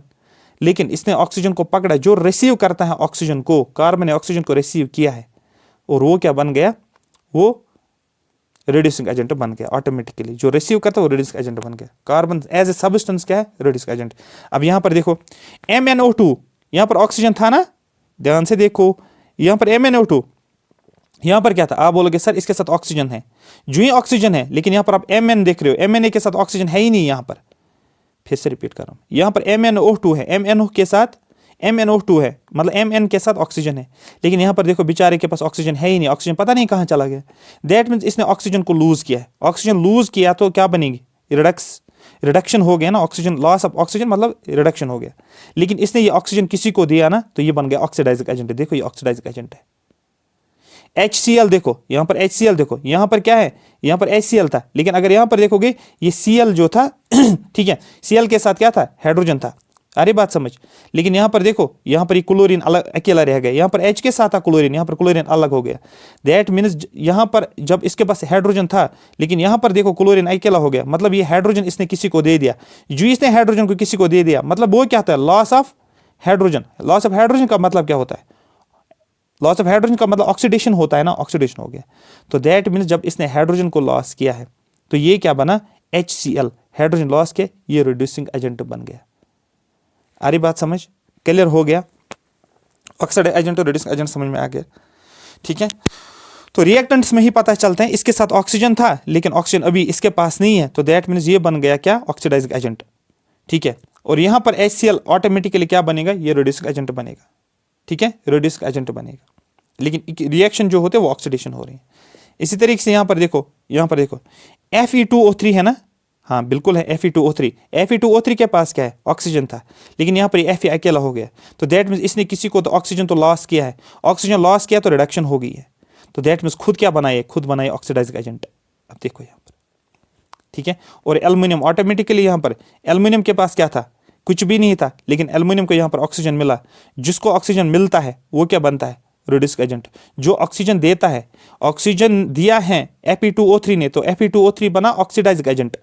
और वो रिसीव किया है उस ऑक्सीजन को एल्युमिनियम ने, तो एल्युमिनियम बना रिड्यूसिंग एजेंट, ठीक है। इस तरीके से H2S है यहाँ पर और Cl2। इंटरेस्टिंग है, देखो यहाँ पर सल्फर था, लेकिन बेचारा सल्फर यहाँ पर खाली हो गया।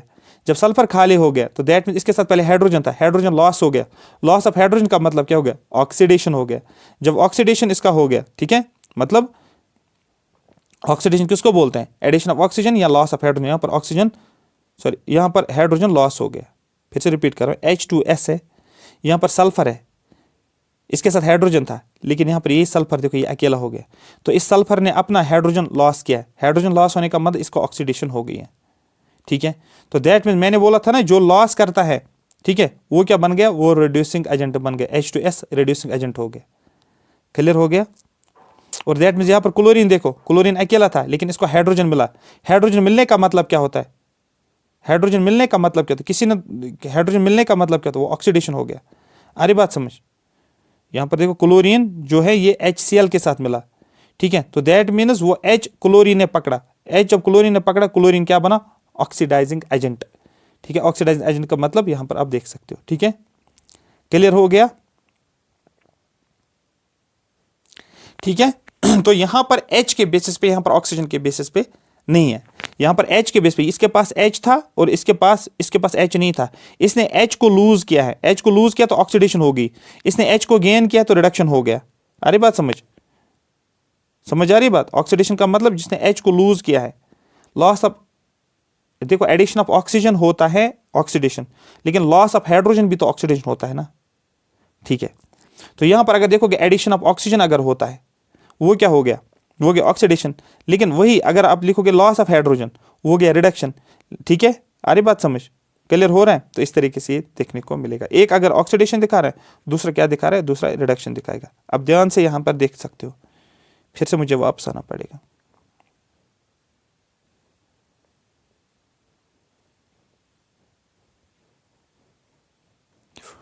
सिर दर्द होने लगा मुझे, लेकिन इसको एक्सप्लेन करते करते, क्योंकि थोड़ा सा कंफ्यूजिंग है, इसमें अलर्ट रहना बहुत ज़्यादा ज़रूरी है। इस क्वेश्चन को बहुत ध्यान से करना पड़ेगा, बहुत ध्यान से। देखो लूजिंग ऑक्सीजन कहाँ, वो डेफिनेशन मैंने लिखा था, एक डेफिनेशन में, जो डेफिनेशन पे ही आना, क्योंकि सारा छुपा हुआ राज डेफिनेशन में है। हाँ, यहाँ पर एडिशन ऑफ ऑक्सीजन या रिमूवल ऑफ हाइड्रोजन, ठीक है। रिमूव जब हाइड्रोजन हो गया ना, हाइड्रोजन रिमूव हो गया, वो क्या हो गई, वो ऑक्सीडेशन रिएक्शन। जब भी हाइड्रोजन निकलेगा वो रिएक्शन या ऑक्सीडेशन होगी, और जो ही एडिशन हाइड्रोजन होगा वो क्या बनेगी, वो रिडक्शन रिएक्शन। अरे बस ये पकड़ना है, क्योंकि अभी हम जो अभी वाली इक्वेशन पढ़ी वहाँ पर हाइड्रोजन पे ही गेम था, वहाँ पर एक पे हाइड्रोजन रिमूव हो गया था तो बन गया था ना ऑक्सीडेशन रिएक्शन शुरू, और दूसरे के पास हाइड्रोजन ऐड हो गया था, वो क्या बनेगी, रिडक्शन रिएक्शन। तो वही तो मैंने लिखा था यहाँ पर, क्योंकि यहाँ पर आप कंफ्यूज नहीं हो जाओगे 21 में, इसमें, ठीक है। तो दैट मीन्स यहाँ पर ये सल्फर था, इस सल्फर ने हाइड्रोजन को लूज किया है, मतलब इसकी क्या होगी, ऑक्सीडेशन हो गई है ना। यहाँ पर क्लोरीन जो था ये अकेला था, इसने हाइड्रोजन को पकड़ा हुआ है, जो जब हाइड्रोजन को पकड़ता है कोई, उसकी रिडक्शन होती है। अरे बात समझ, क्लियर हो गया। तो दैट में H2S अगर देखोगे, H2S क्या है, यहाँ पर इसने हाइड्रोजन को लूज किया। अगर ये देखो, अगर ये ऑक्सीजन को लूज करता, अगर ये ऑक्सीजन को, ध्यान से देखना यहाँ पर, मुझे पता है आप इसी में फंसोगे, आप बोलोगे ये क्या मिक्सअप हो गया। मिक्सअप नहीं, आप हाइड्रोजन की बात अभी कर रहे हैं, हाइड्रोजन के जरिए से ऑक्सीडेशन रिडक्शन देख रहे हैं। यहाँ पर क्या था, ये हाइड्रोजन था ना, इसके पास था हाइड्रोजन, इसके पास, अगर इसके पास ऑक्सीजन होता, वो ऑक्सीजन किसी और को देता, ऑक्सीजन देता, मैंने बोला जिसको ऑक्सीजन देता है, जो ऑक्सीजन देता है वो ऑक्सीडाइजिंग एजेंट बन गया। अरे बात समझ, लेकिन ये हाइड्रोजन किसी को दे रहा है, जो दे रहा है हाइड्रोजन वो रिड्यूसिंग एजेंट बन गया। ऑक्सीजन का उल्टा करना है। ये क्लोरीन था, अगर ये ऑक्सीजन पकड़ लेता, ये रिसीव करता, ये रिड्यूसिंग एजेंट बनता। लेकिन ये हाइड्रोजन नहीं, ये ऑक्सीजन नहीं, ये हाइड्रोजन पकड़ता।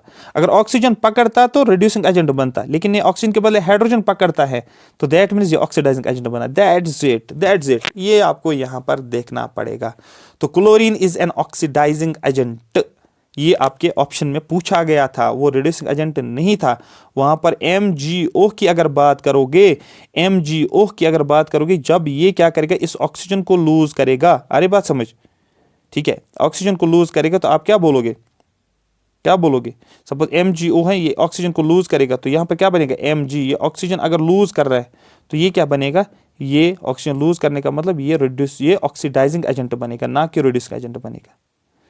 समझ आ रही है। अगर मैं ऐसे लिखता हूं ना MgO रिएक्टेंट्स में, और फिर मैं बोलता हूं ये ऑक्सीजन इसने लूज किया है, जब लॉस ऑफ ऑक्सीजन हो गया, ऑक्सीजन इसने किसी को दे दिया, जो इससे ऑक्सीजन निकला, आपको पता है ये ऑक्सीडाइजिंग एजेंट बनेगा, ना कि रिड्यूसिंग एजेंट है, क्योंकि ऑलरेडी इसने ऑक्सीजन जो है ये लूज किया हुआ है। ठीक है, फिर क्रोजन है, लेकिन हम पिछले कॉन्सेप्ट पे जाएंगे, पहले पिछले वाले इसमें क्या बोलते उसको,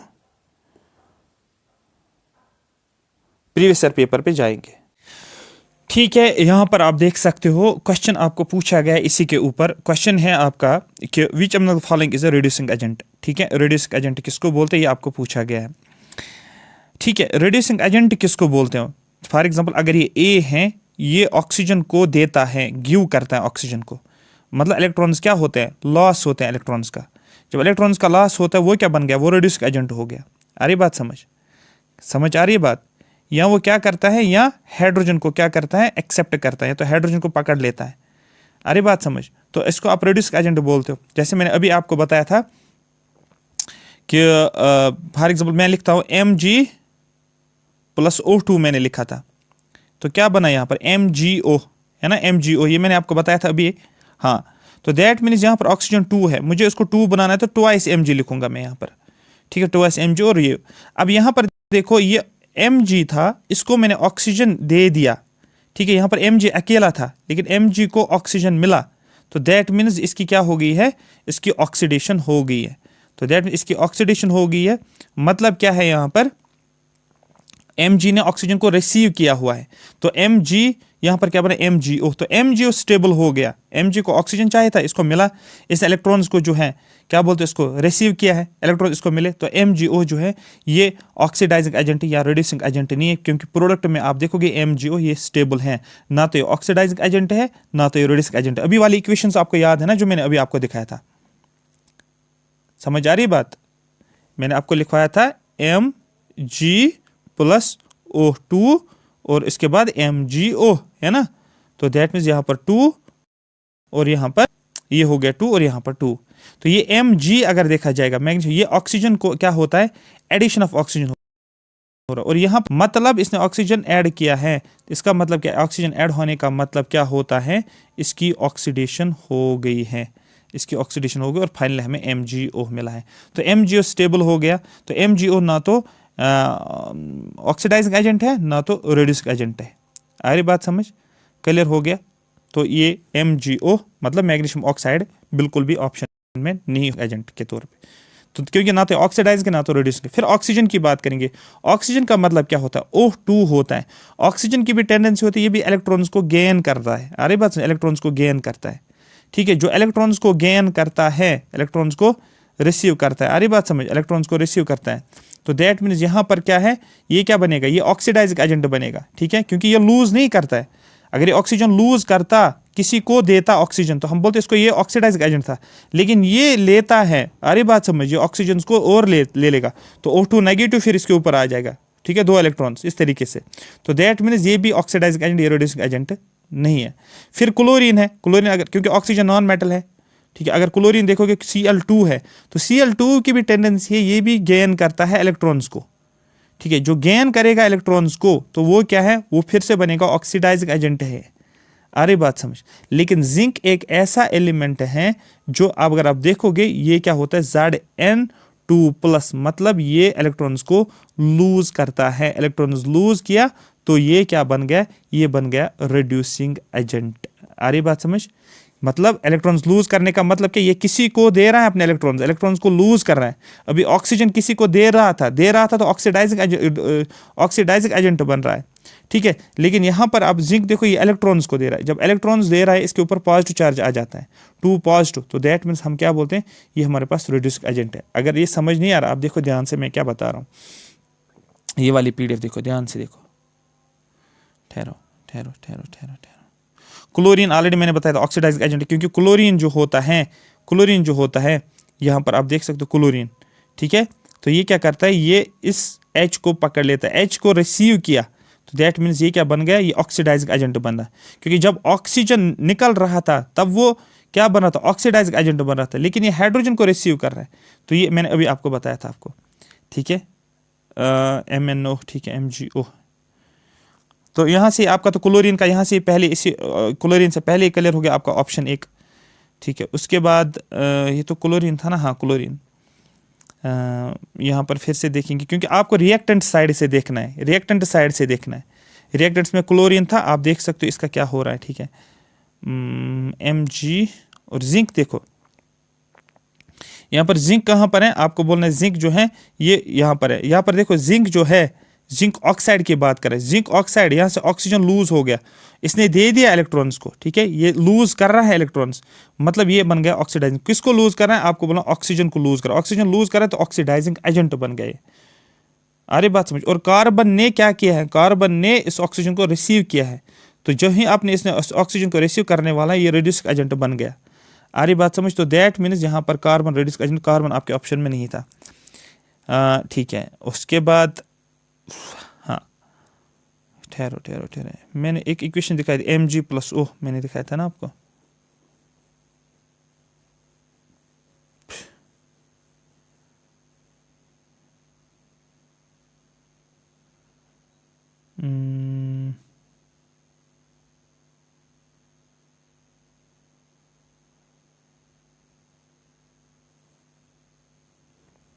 Mg वाली इक्वेशन एक थी, अगर मिली वो तो ऊपर शायद होगी, छोड़ो इसको, मैं आपको ये एक्सप्लेनेशन आपको बताने जा रहा हूँ क्या है ये। हाँ, मुझे इलेक्ट्रॉनिक कॉन्सेप्ट मुझे बताना था, इलेक्ट्रॉनिक कॉन्सेप्ट, सॉरी स्किप हो गया था, मुझे इलेक्ट्रॉनिक कॉन्सेप्ट आपको बताना है।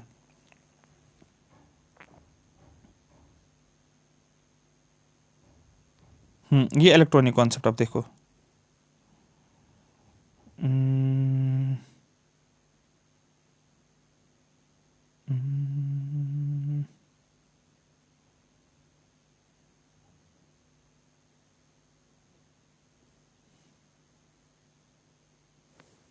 आपका क्वेश्चन इससे पूछा गया है, इस वाले कॉन्सेप्ट से पूछा गया जो मैं अब हाईलाइट कर रहा हूँ, ये वाले इस कॉन्सेप्ट से पूछा गया। Electronic concept of oxidising and reducing. देखो ये ए था, ठीक है, इसके पास इलेक्ट्रॉन्स थे, लेकिन इसने क्या किया, इलेक्ट्रॉन्स को लूज किया। कंपाउंड ए था, इसने इलेक्ट्रॉन्स को लूज किया, ठीक है। जो ही इलेक्ट्रॉन्स को लूज किया, मतलब इसको क्या हो गया, ए की ऑक्सीडेशन हो गई, ए ऑक्सीडाइज हो गया, और ये कंपाउंड जो था ये क्या हो गया, ये रिड्यूसिंग एजेंट बन गया। समझ आ रही बात। तो इलेक्ट्रॉन्स लूज हो गए तो क्या हो गया, जैसे कि Zn होता है, ये 2 इलेक्ट्रॉन्स को क्या करता है, लूज करता है, तो Zn2+ बन गया, Zn2+। दैट मीन्स ये लूज कर रहा है, इसको होता है, इसको लूज बोलना, जिसके ऊपर पॉजिटिव चार्ज चढ़ता है ना, वो लूज करता है इलेक्ट्रॉन्स। अरे बात समझ। तो Zn2+ आ गया, तो दैट मीन्स Zn जो था यहाँ पर, ये बन गया यहाँ पर रिड्यूसिंग एजेंट। क्यों? क्योंकि इसने इन 2 इलेक्ट्रॉन्स को लूज किया है और इसलिए इसके ऊपर प्रोडक्ट में Zn2 पॉजिटिव चार्ज चढ़ा हुआ है। आपको याद होगा जब मैंने करंट इलेक्ट्रिसिटी में पढ़ाया था ना, ये एक सबस्टेंस है, ये दूसरा सबस्टेंस है, इसको हमने रब किया है। सपोज ये बी है, बी ने इसको इलेक्ट्रॉन दिया है, तो इलेक्ट्रॉन किसने लूज किया है? बी ने इलेक्ट्रॉन को लूज किया है, इलेक्ट्रॉन को क्या किया है? लूज किया है। तो इसके ऊपर क्या चढ़ता है? पॉजिटिव चार्ज पड़ता है। इसका इलेक्ट्रॉन जो हो गया वो क्या हो गया? गेन। जिसको इलेक्ट्रॉन मिल रहा है वो क्या हो गया? इसके ऊपर नेगेटिव बनता है। जिसके ऊपर जिसने लूज किया है वो क्या बन गया? ये बन गया रिड्यूसिंग एजेंट बेचारा, ये रिड्यूसिंग एजेंट बन गया। और जिसको गेन हुआ है इलेक्ट्रॉन, इसके ऊपर नेगेटिव चार्ज चढ़ेगा, लेकिन इसको बोलते हैं हम ये ऑक्सीडाइजिंग एजेंट हमें देखने को मिलता है। क्लियर आ गया समझ? जो गेन करता है यही है यहाँ पर। ये कंपाउंड जो है, ए कंपाउंड, ये इलेक्ट्रॉन्स को लूज कर रहा है। इलेक्ट्रॉन्स को लूज करने का मतलब क्या हो गया? ये ऑक्सीडेशन इसकी हो रही है, ठीक है, लॉस ऑफ इलेक्ट्रॉन्स, ठीक है, ठीक है। और लेकिन यहाँ पर जो है जब ये इलेक्ट्रॉन्स लूज करे ये रिड्यूसिंग एजेंट बन गया। यहाँ पर बी जो है, बी कंपाउंड, इसको इलेक्ट्रॉन्स मिल रहे हैं। अब देखो ये बी था, अब इसको इलेक्ट्रॉन्स मिल रहे हैं। जब इलेक्ट्रॉन्स मिल रहे हैं इसकी क्या हो गई है? रिडक्शन हो गया। इक्वेशन रिएक्शन जो होगी रिडक्शन रिएक्शन, और खुद ये क्या बना? Oxidising agent. क्यों? क्योंकि इसको मिल रहा है इलेक्ट्रॉन्स। तो oxidation reduction in terms electronic concept पे क्वेश्चन था। बस एक्चुअल में मुझे ये समझाना था आपको, बस यही था। इजी क्वेश्चन नहीं था ये, लेकिन मैं आपको बोल रहा हूँ ये इजी क्वेश्चन उस बेसिस पे नहीं था जिस हिसाब से आपने किया था इसको। अब देखो एक यहाँ पर जो अभी मैंने एक्सप्लेनेशन दिया वो यहाँ पर है। ऑक्सीजन की बात करेंगे O2। अरे बात समझ, ये ऑक्सीडाइजिंग एजेंट है। क्यों? क्योंकि oxygen is highly electronegative non metal है। सबसे पहले ऑक्सीजन नॉन मेटल है और इलेक्ट्रोनेगेटिव है, क्योंकि ये क्या करता है? इसके ऊपर नेगेटिव चार्ज आता है। आप देखो ऑक्सीजन के ऊपर क्या आता है? ऑक्सीजन जो है इसकी कैपेसिटी है ये और इलेक्ट्रॉन्स को ले सकता है, इलेक्ट्रॉन्स इसके साथ ऐड हो सकते हैं। जब इलेक्ट्रॉन्स इसको ऐड होते हैं तो दैट मीन्स ये रिसीव करता है ना इलेक्ट्रॉन्स को। जब रिसीव करता है तो इसको गेन होता है इलेक्ट्रॉन्स, और गेन जिसको इलेक्ट्रॉन्स होते हैं वो ऑक्सीडाइजिंग एजेंट होता है। अभी मैंने कहा बोला था ना, दैट मीन्स इसकी इलेक्ट्रोनेगेटिविटी, दैट मीन्स ये पुल करता है इलेक्ट्रॉन्स अपनी तरफ, मीनिंग इट गेट्स रिड्यूस्ड। जब पुल करेगा तो गेन करता है इलेक्ट्रॉन्स, गेन करता है इलेक्ट्रॉन्स, तो ये क्या होता है? ये रिड्यूस हो गया। तो दैट मीन्स रिड्यूस जो होता है वो ऑक्सीडाइजिंग एजेंट बनता है। तो यहाँ पर देखो ऑक्सीजन था, 4 इलेक्ट्रॉन्स इसने क्या किया? रिसीव किए हैं। ये क्या बना? ट्वाइस O, और यहाँ पर 2 नेगेटिव आपको आ जाएगा। 2 नेगेटिव जिसके ऊपर आता है ना, इसने रिसीव किया होता है। मैंने पहले बोला था अभी, जो सरफेस जिसके ऊपर नेगेटिव आ रहा है ना, उसने गेन किए होता है इलेक्ट्रॉन्स, और जो गेन किया होता है इलेक्ट्रॉन्स वो ऑक्सीडाइजिंग एजेंट बनता है, ठीक है। In this equation oxygen gains electrons, oxygen के इलेक्ट्रॉन्स मिल रहे हैं। Since it takes electrons from other substance it is an oxidising agent. Next magnesium oxide, यहाँ पर MgO, ये ऑलरेडी प्रोडक्ट में है, क्योंकि हमने क्या किया? हमने मैग्नीशियम को मिलाया था ऑक्सीजन के साथ, और क्या किया? मैग्नीशियम ने ऑक्सीजन को क्या किया था? रिसीव किया है। जो ही इसने ऑक्सीजन के इलेक्ट्रॉन्स को रिसीव किया तो मैग्नीशियम जो है ये क्या बना? ये बना हमारे पास ऑक्सीडाइजिंग एजेंट। मैग्नीशियम खुद बना ऑक्सीडाइजिंग एजेंट, और मैग्नीशियम ऑक्साइडाइजिंग एजेंट है और ना ही रिड्यूसिंग एजेंट है, ठीक है। ये रिड्यूसिंग, हाँ, यहाँ पर मैग्नीशियम जो इसने ऑक्सीजन को ऐड किया हुआ है। आ रही बात समझ? तो मतलब यह ओवरऑल हमें मैग्नीशियम ऑक्साइड ऑप्शन में था। तो magnesium oxide is an ionic compound where the transfer of electrons already happened. यहाँ पर इलेक्ट्रॉन्स का ट्रांसफर ऑटोमेटिकली हुआ है। दैट मीन्स ये मैग्नीशियम था ना, ये Mg था, लेकिन इसने क्या किया है? इसने इलेक्ट्रॉन्स को ले लिया है, 2 इलेक्ट्रॉन्स ले लिए। ये हमने MgO हमें मिला हुआ है। मतलब यह मैग्नीशियम ने ऑक्सीजन को रिसीव किया हुआ है। जब ऑक्सीजन को रिसीव, इलेक्ट्रॉन्स को रिसीव किया है, तो ये क्या बना? यहाँ पर ये बन गया है रिड्यूसिंग एजेंट मैग्नीशियम। लेकिन मैग्नीशियम ऑक्साइड ना तो ऑक्सीडाइजिंग एजेंट है ना तो रिड्यूसिंग एजेंट है, ठीक है। Because it is a stable, किसकी बात करें? Magnesium oxide. It does not typically act as a reducing agent. ये रिड्यूसिंग एजेंट नहीं है, ना तो ऑक्सीडाइजिंग एजेंट है। Standard reaction, it is result of redox reaction, not a driver of the one, ठीक है। ये रिजल्ट है, क्योंकि ये प्रोडक्ट में हमें बन रहा है, हमें इसमें देखना होता है। अगर मैग्नीशियम है, ट्वाइस मैग्नीशियम प्लस O2 आपके पास होता है, यही तो बनता है ना मैग्नीशियम ऑक्साइड, अभी जो मैंने आपको बोला, ठीक है। तो यहाँ पर लेकिन ऑक्सीजन इसको ऐड हुआ है, तो हम क्या बोलेंगे? इसकी ऑक्सीडेशन हुई है। तो दैट मीन्स इसने रिसीव किया है इलेक्ट्रॉन्स को, किसने? इस मैग्नीशियम को। तो मैग्नीशियम को इलेक्ट्रॉन्स मिले हैं यहाँ पर, तो दैट मीन्स इसका क्या हो गया है? ऑक्सीडेशन हो गया। तो ऑक्सीडेशन हो गया तो ये मैग्नीशियम खुद क्या बना? ये रिड्यूसिंग एजेंट बना, क्योंकि रिसीव हो गया ऑक्सीजन। क्लियर हो गया? फिर यहाँ पर जिंक रिड्यूसिंग एजेंट, मैंने पहले बोला जो इलेक्ट्रॉन्स को लूज करता है, क्योंकि इलेक्ट्रॉनिक कॉन्सेप्ट हमें देखना है। इलेक्ट्रॉन्स को लूज करता है। Zinc is a metal, zinc metal है, strong tendency to lose its two valencies electrons, क्योंकि इसकी जिंक जो होता है ना, इसके पास 2 इलेक्ट्रॉन्स ये लूज करते हैं। इनको लूज करने का मतलब इसके ऊपर पॉजिटिव चार्ज आता है। मैंने पहले बोला जो लूज करेगा, जैसे ए था ये बी था, इसने अपना इलेक्ट्रॉन इसको दे दिया तो बी ने लूज किया तो बी के ऊपर पॉजिटिव चार्ज आ गया। जो लूज करता है वो पॉजिटिव चार्ज दिखाता है। When it loses these electron, जब ये इलेक्ट्रॉन्स लूज करता है, इट रिड्यूसेस, ये रिड्यूस करता है, ठीक है, तो दैट मीन्स इसको बोलते हैं रिड्यूसिंग एजेंट। अरे बात समझ, जब इसने इलेक्ट्रॉन्स लूज किए ये रिड्यूस हो रहा है, it reduces the other substance, sorry ये क्या करता है, रिडक्शन कर रहा है दूसरे सबस्टेंस की, दैट मीन्स ये क्या कर रहा है, इन्वॉल्व्स इन द रिएक्शन। मतलब क्या है यहाँ पर, हाफ इक्वेशन ऑक्सीडेशन, यहाँ पर देखो, और विथ कॉपर रिएक्शन, यहाँ पर देखो Zn जो है ना, ठीक है, आपने क्या किया, ये 2 इलेक्ट्रॉन्स को लूज करना है, 2 इलेक्ट्रॉन्स इसने लूज किए, देखो ये लूज किया तो Zn 2 पॉजिटिव आ गया, तो दैट मीन जब इसके Zn इलेक्ट्रॉन जो इसने लूज किए हैं तो ये जिंक क्या बना, जिंक बना रिड्यूसिंग एजेंट, क्योंकि इसने इलेक्ट्रॉन्स को लूज किया।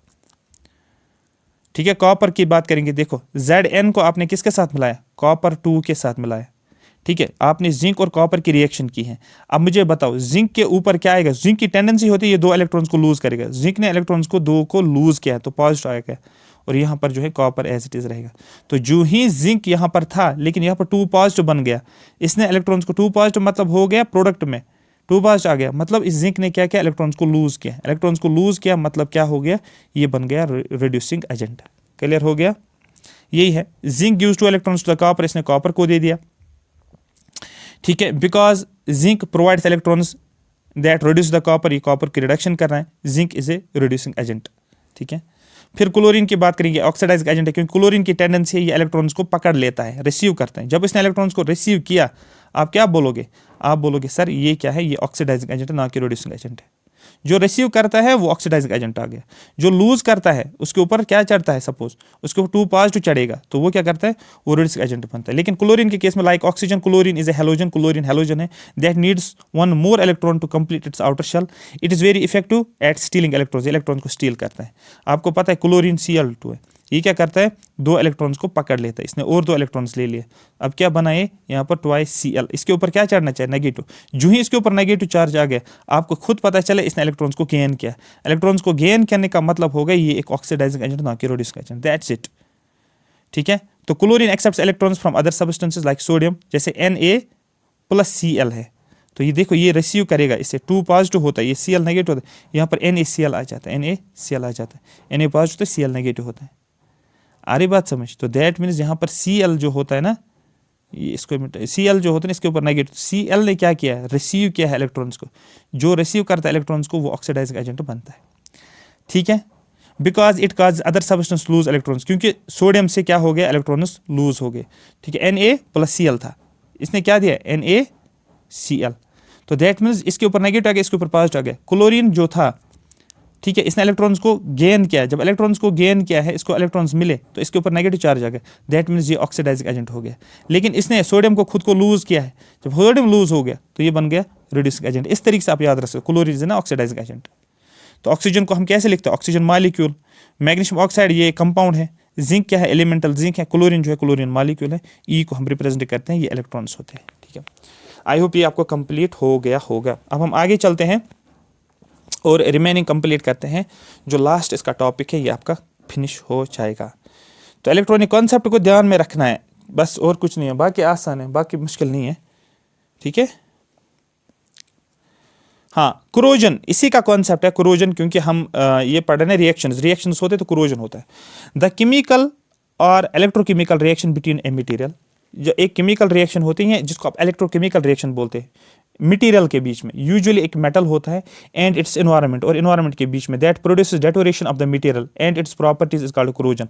मतलब हमारे पास आयरन होता है, एक आयरन की रॉड होती है, या आपकी गाड़ी है, या आपका जो है बाइक है, अब उस बाइक को आपने रखा है बारिश में, ठीक है, और दूसरा ऑक्सीजन भी आ गया, कुछ टाइम के बाद आपने देखा जो आयरन मेटल था किसका, बाइक का, उसमें जो होता है क्रोजन हो गया, ऊपर से जंग लग गया, ठीक है, वही हो गया डेटोरेशन ऑफ मटेरियल, इसको protect corrosion. The corrosion causes damage to buildings, corrosion buildings को भी प्रॉब्लम करता है, शिप्स को भी प्रॉब्लम करता है, क्योंकि वो आयरन की बनी होती है, मैनी अदर आर्टिकल्स, आपकी बाइक, आपकी गाड़ी स्पेशली मेड ऑफ आयरन, जो चीज़ें आयरन की बनी होती है।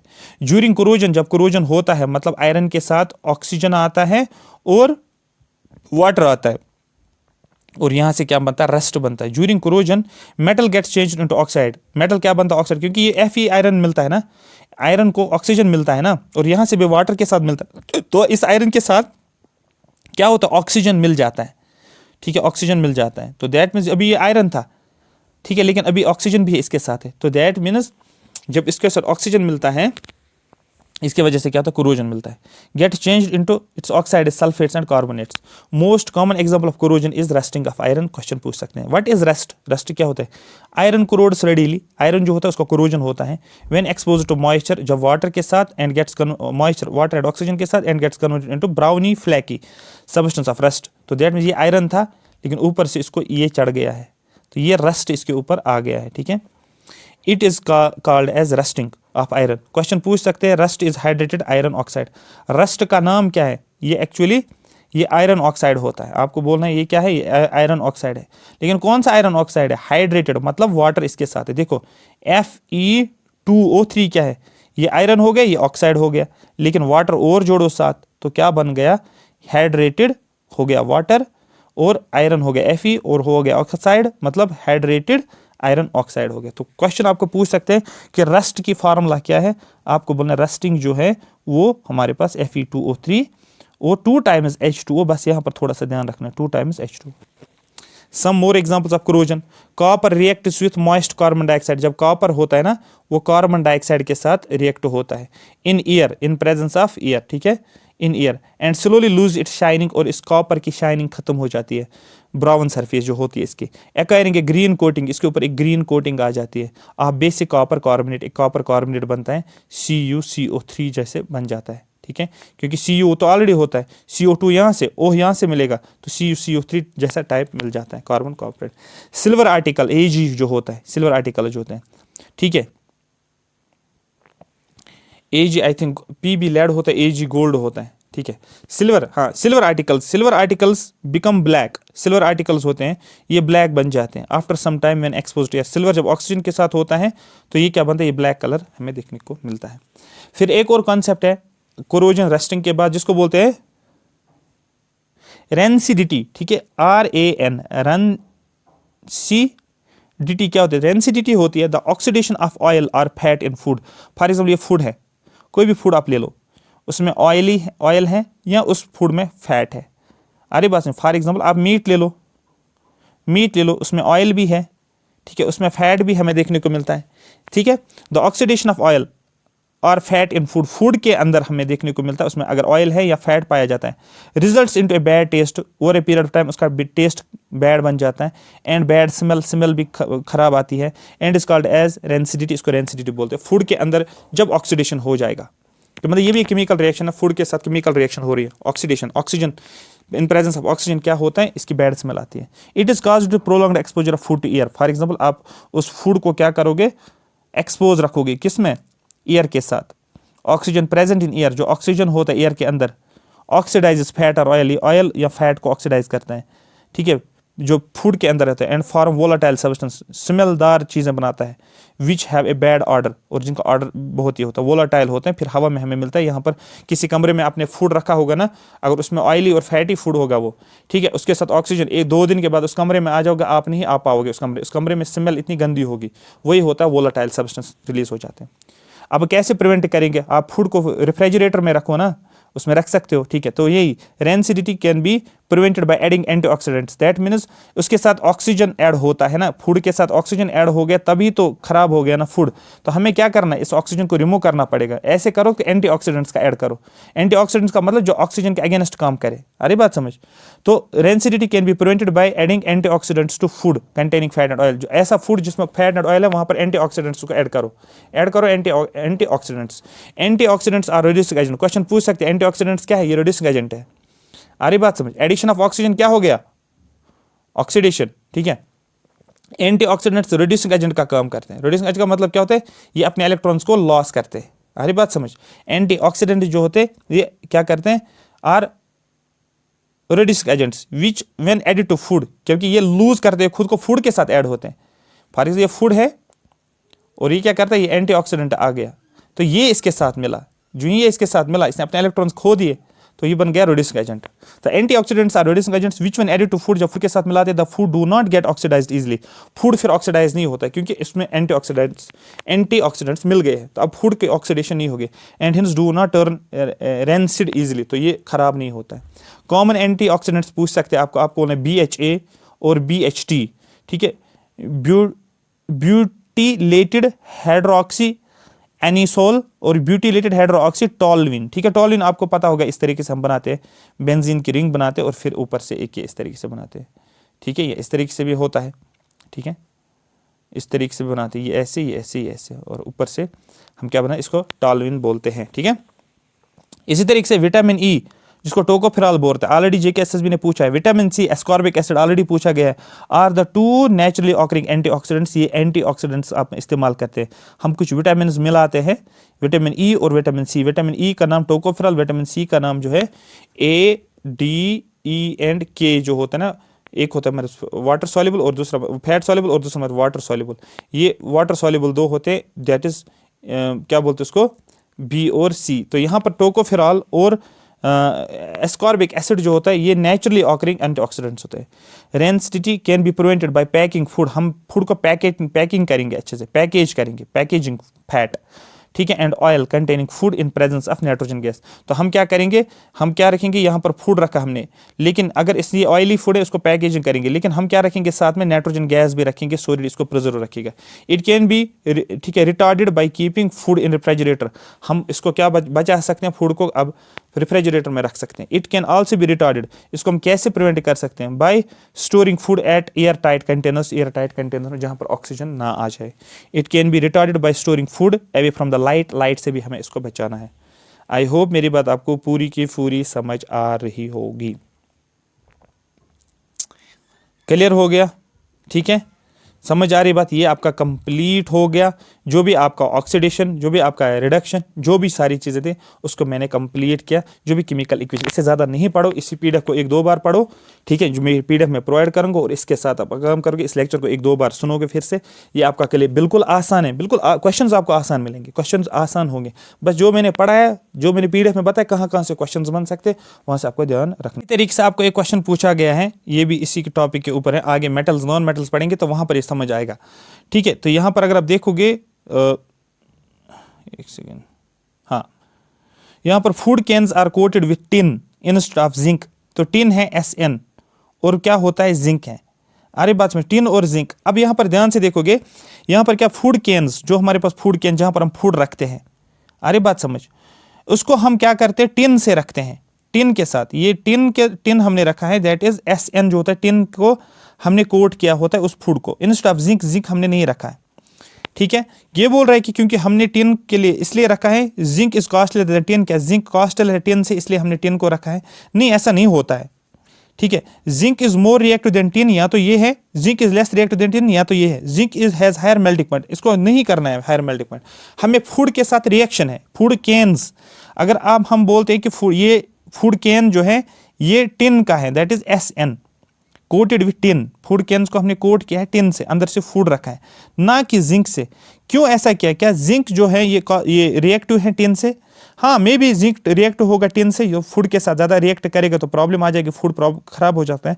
जिंक जो है या लेस रिएक्ट देन टिन से, जिंक लेस देन, ठीक है, जिंक मोर रिएक्टिव होगा तभी तो हमने क्या किया होगा, टिन को यूज़ किया होगा ना। तो जिंक अगर लेस रिएक्टिव होता टिन से तो हम जिंक ही इस्तेमाल करते, अरे बात समझ, लेकिन जिंक अगर मोर रिएक्टिव है टिन से तो जिंक हम इस्तेमाल फिर नहीं करते, इसलिए हम टिन का इस्तेमाल करते हैं। ये बोल रहा है कि फूड कैन्स को हमने टिन के साथ, टिन का इस्तेमाल किया, क्यों टिन का इस्तेमाल किया, दैट मीन्स दोनों की रिएक्शन हमें देखनी है फूड के साथ, रिएक्टिव कौन है, टिन ज़्यादा रिएक्टिव है, जिंक ज़्यादा रिएक्टिव है, इसलिए हमने इस्तेमाल किया होगा। तो आप बोलोगे जिंक जो है ये ज़्यादा रिएक्टिव होगा, इसलिए हमने टिन का इस्तेमाल किया, मतलब वो रिएक्टिविटी टेबल ज़रा हम देखेंगे, ठीक है। तो ये हम नेक्स्ट एक लेक्चर में एक्चुअली हम देखेंगे इसका एक्यूरेट आंसर क्या आएगा, बट एक लॉजिक भी काम करता है, अगर अभी तक आपने समझा, लॉजिक के बेसिस पे भी आप इस क्वेश्चन को कर सकते हो। तो अब हमें जिंक और टिन देखना है, ठीक है। तो अगर रिएक्टिविटी जिंक की कम है तो जिंक, टिन की रिएक्टिविटी जिंक से कम है तो जिंक ऊपर आना चाहिए उस टेबल में, और जिंक और टिन नीचे आना चाहिए, ठीक है, अगर इस रिएक्टिविटी के बेस पे। तो दैट मीन्स टिन की रिएक्टिविटी कम होगी, मतलब जिंक की रिएक्टिविटी ज़्यादा है, तो फिर ऑप्शन B हमारा करेक्ट आ जाएगा। तो इसको हम चेक करेंगे पहले उसी PDF से जो हमने पढ़ा था, वो रिएक्टिविटी टेबल हम देखेंगे, ठीक है, सारे क्वेश्चन इस पीडीएफ से बनेंगे अगर इसने दिया होगा इस पे। ये देखो टिन है और ये देखो जिंक है। यस, जिंक ज्यादा रिएक्टिव है। देखो आंसर आपका मिल गया। This is how you need to understand. ये ज्यादा रिएक्टिव है। कौन ज्यादा रिएक्टिव है? देखो जिंक ऊपर है ना, जिंक ऊपर है टेबल में और टिन नीचे है। जितना नीचे आओगे तो रिएक्टिविटी कम होती है, तो that means zinc is more reactive than tin. इसलिए हमने टिन को फूड कैंस टिन के बनाए हैं, ना कि जिंक के बनाए हुए है ना, रिएक्टिविटी के बेस। देखो टेबल से क्वेश्चन आपका आंसर सीधे देखने को मिला। ठीक है, ठीक है ना। तो कुछ क्वेश्चन लॉजिक के बेस पे भी हैं। अभी हमने ये तो नहीं पढ़ा, बट इतना तो समझ में है कि हमने रिएक्टिविटी टेबल देखा। अगर रिएक्टिविटी टेबल याद होगा, इसलिए उसमें मैंने ट्रिक भी दिखाई है रिएक्टिविटी टेबल के ऊपर, कि ट्रिक से याद करोगे तो आप क्वेश्चन को इजीली बता सकते हो। क्योंकि zinc is costlier then tin, ये फूड कैन के साथ ये लॉजिक ही नहीं बैठता है ना। जिंक कॉस्टलियर है टिन से, हमने टिन इसके लिए इस्तेमाल किया है। नहीं, जिंक एक्चुअली कॉस्टलियर नहीं है, ये चीप है, बट स्टिल हम टिन का ही इस्तेमाल करते हैं। तो इस बेसिस पे तो हम ये नहीं बोल सकते फूड कैन्स को कोट किया जाता है टिन से इंस्टेड ऑफ जिंक। फिर दूसरा, zinc is more reactive than tin. Yes, zinc ज्यादा रिएक्टिव है टिन से। जब ज्यादा रिएक्टिव बनता है टिन से, फूड के साथ जिंक जब रिएक्ट करता है, इसकी रिएक्शन ज्यादा होती है, रिएक्टिव होता है, तो फूड खराब हो जाता है। ठीक है, zinc has higher melting point, तो यहाँ पर मेल्टिंग पॉइंट और फूड के साथ कोई टच ही नहीं, इलॉजिकल है। Zinc is less reactive than tin. अगर जिंक लेस रिएक्टिव टिन होता तो फिर हम फूड कैन्स को क्या करते, फूड कैन्स को हम जिंक के ही बनाते, लेकिन इसकी रिएक्टिविटी ज़्यादा है एक्चुअल में, इसलिए हम टिन का कैन ही बनाते हैं। अरे बात समझ। और रिएक्टिविटी टेबल मैंने आपको बताया था, ऊपर जिंक है और नीचे टिन था। इस तरीके से नीचे आकर रिएक्टिविटी कम हो जाती है। तो ये क्वेश्चन भी आप देख सकते हो किस तरीके से होगा। मतलब जब तक टॉपिक को डेप्थ में नहीं जाओगे ना, लॉजिक भी नहीं बनता है। लॉजिक ऐसे नहीं बनेगा आपको। देखो ये आपके क्वेश्चंस बने हैं। मैंने अभी आपको जब पढ़ाया था, मैंने बोला था ना विटामिन सी पूछा गया है।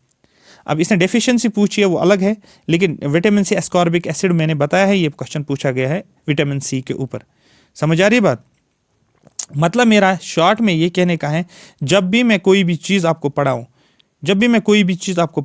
हमेशा याद रखना वो कहीं ना कहीं आपको डायरेक्टली इनडायरेक्टली क्वेश्चन पेपर में आ जाएगा। ठीक है, क्योंकि मैंने सारे प्रीवियस क्वेश्चंस देखे और मैंने ज़्यादा मैं चीज़ों को डेप्थ में पढ़ता हूँ, तो मुझे पता है कि एग्जामिनर कहाँ कहाँ चीज़ें को छेड़ सकता है। अरे बात समझ क्लियर हो गया? ठीक है, विटामिन डी जो है ये रिकेट्स हैं। ठीक है, तो डी वाला करेक्ट होगा, तो पहले दो तो पहले ही गलत हो गए। ठीक है, उसके बाद विटामिन B1 बेरी है, तो हम बोल सकते हैं बेरी है, सी और डी, तो ये आप कर सकते हो करेक्ट। ठीक है, विटामिन B1, विटामिन ए, ठीक है, ये आप पढ़ते हो जो भी है इसका आंसर, बट विटामिन के ऊपर क्वेश्चन ऑलरेडी मैंने आपको बता दिया है किस तरीके से क्वेश्चन पूछते हैं। देखो इसको भी स्क्रीन के ऊपर ध्यान रखो। देखो विटामिन सी फिर से पूछा गया है।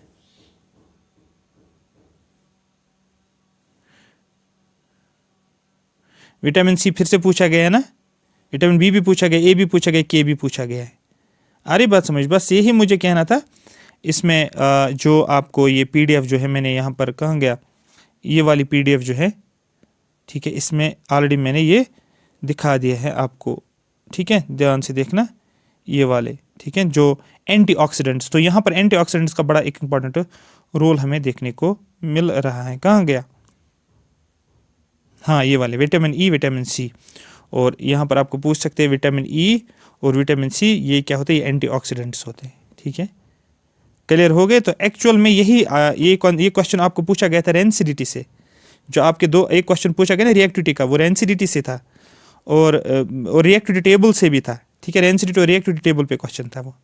तो इसीलिए ये आपका चैप्टर कंप्लीट हो गया। इससे ज़्यादा आपको पढ़ने की जरूरत। ऑक्सीडेशन रिडक्शन से भी आपका question, reducing agent, oxidising agent, लेकिन वो कॉन्सेप्ट जो पूछा गया था आपको, वो पूछा गया electronic concept of oxidation and reduction. Electrons gain होना, जैसे मैंने आपको करंट इलेक्ट्रिसिटी में बताया था, ये एक सबस्टेंस से ये दूसरा सबस्टेंस है, ये ए है और ये बी है। बी ने इसको इलेक्ट्रॉन दिया, ठीक है, तो दैट मीन्स बी को क्या हुआ है? बी को लॉस हुआ है, तो बी को लॉस हुआ, इसके ऊपर पॉजिटिव चार्ज आ जाएगा। ए को गेन हुआ है, तो इसके ऊपर नेगेटिव चार्ज आ जाएगा। जब नेगेटिव चार्ज आएगा, जो लॉस करता है इलेक्ट्रॉन्स, जब लॉस होते हैं पॉजिटिव चार्ज आता है, ये बनता है रिड्यूसिंग एजेंट, और इसके ऊपर इलेक्ट्रॉन्स गेन हो गए आपको, ये बनता है ऑक्सीडाइजिंग एजेंट। अरे बस इसलिए ऑक्सीजन जो होता है, क्लोरीन जो होता है, इनकी टेंडेंसी होती है और इलेक्ट्रॉन्स को अपने साथ पकड़ते हैं, इसलिए O नेगेटिव होता है, Cl नेगेटिव होता है। क्यों होता है? क्योंकि इनके ऊपर नेगेटिव चार्ज आता है, इलेक्ट्रॉन्स गेन करते हैं। इलेक्ट्रॉन्स गेन करने का मतलब ऑक्सीडाइजिंग एजेंट्स हो गए। इसी तरीके से आपने देखोगे Zn जो होता है, Zn2+, अरे बात समझ। जिंक जो होता है, इसके ऊपर पॉजिटिव चार्ज होता है, ऊपर पॉजिटिव चार्ज क्या दिखा रहा है? इसने अपने इलेक्ट्रॉन्स को लूज किया है, इलेक्ट्रॉन्स को लूज किया है तो ये बन जाएगा रिड्यूसिंग एजेंट। अरे बात समझ, इलेक्ट्रॉन्स के बेसिस पे। Thank you so much for watching me. ये आपका कंप्लीट हो गया, आप इसको देख सकते हो। इस पीडीएफ को भी मैं शेयर करूंगा, इससे ज़्यादा पढ़ने की ज़रूरत नहीं है आपको। बिट हर चीज़ मैंने एक डेप्थ में समझाई हुई है। इन इक्वेशंस को, इस पीडीएफ को 1-2 बार पढ़ो, आपके सारे क्वेश्चन नहीं बनेंगे, मेरा नाम बदल लेना, बट इस पीडीएफ को पढ़ना ज़रूरी है अच्छे से। जो मैंने पढ़ाया बस एक बार सुन लो, पीडीएफ को डाउनलोड करके फिर इन इक्वेशंस को लिखो अपने रफ पे, फिर नज़र 1-2 मार लो, बस आपका क्वेश्चन बनेगा। जहाँ जहाँ मैंने फोकस किया है वहाँ ध्यान रखना है कि डिस्प्लेसमेंट रिएक्शन क्या होती है, डबल डिस्प्लेसमेंट रिएक्शन क्या होती है, ठीक है। रिएक्टिविटी टेबल के ऊपर फोकस रखना है, ठीक है। इसी तरीके से यहाँ पर मैंने इलेक्ट्रिकल डिकम्पोजिशन रिएक्शन, थर्मल क्या है, फोटोलिटिक डिकम्पोजिशन रिएक्शन क्या है,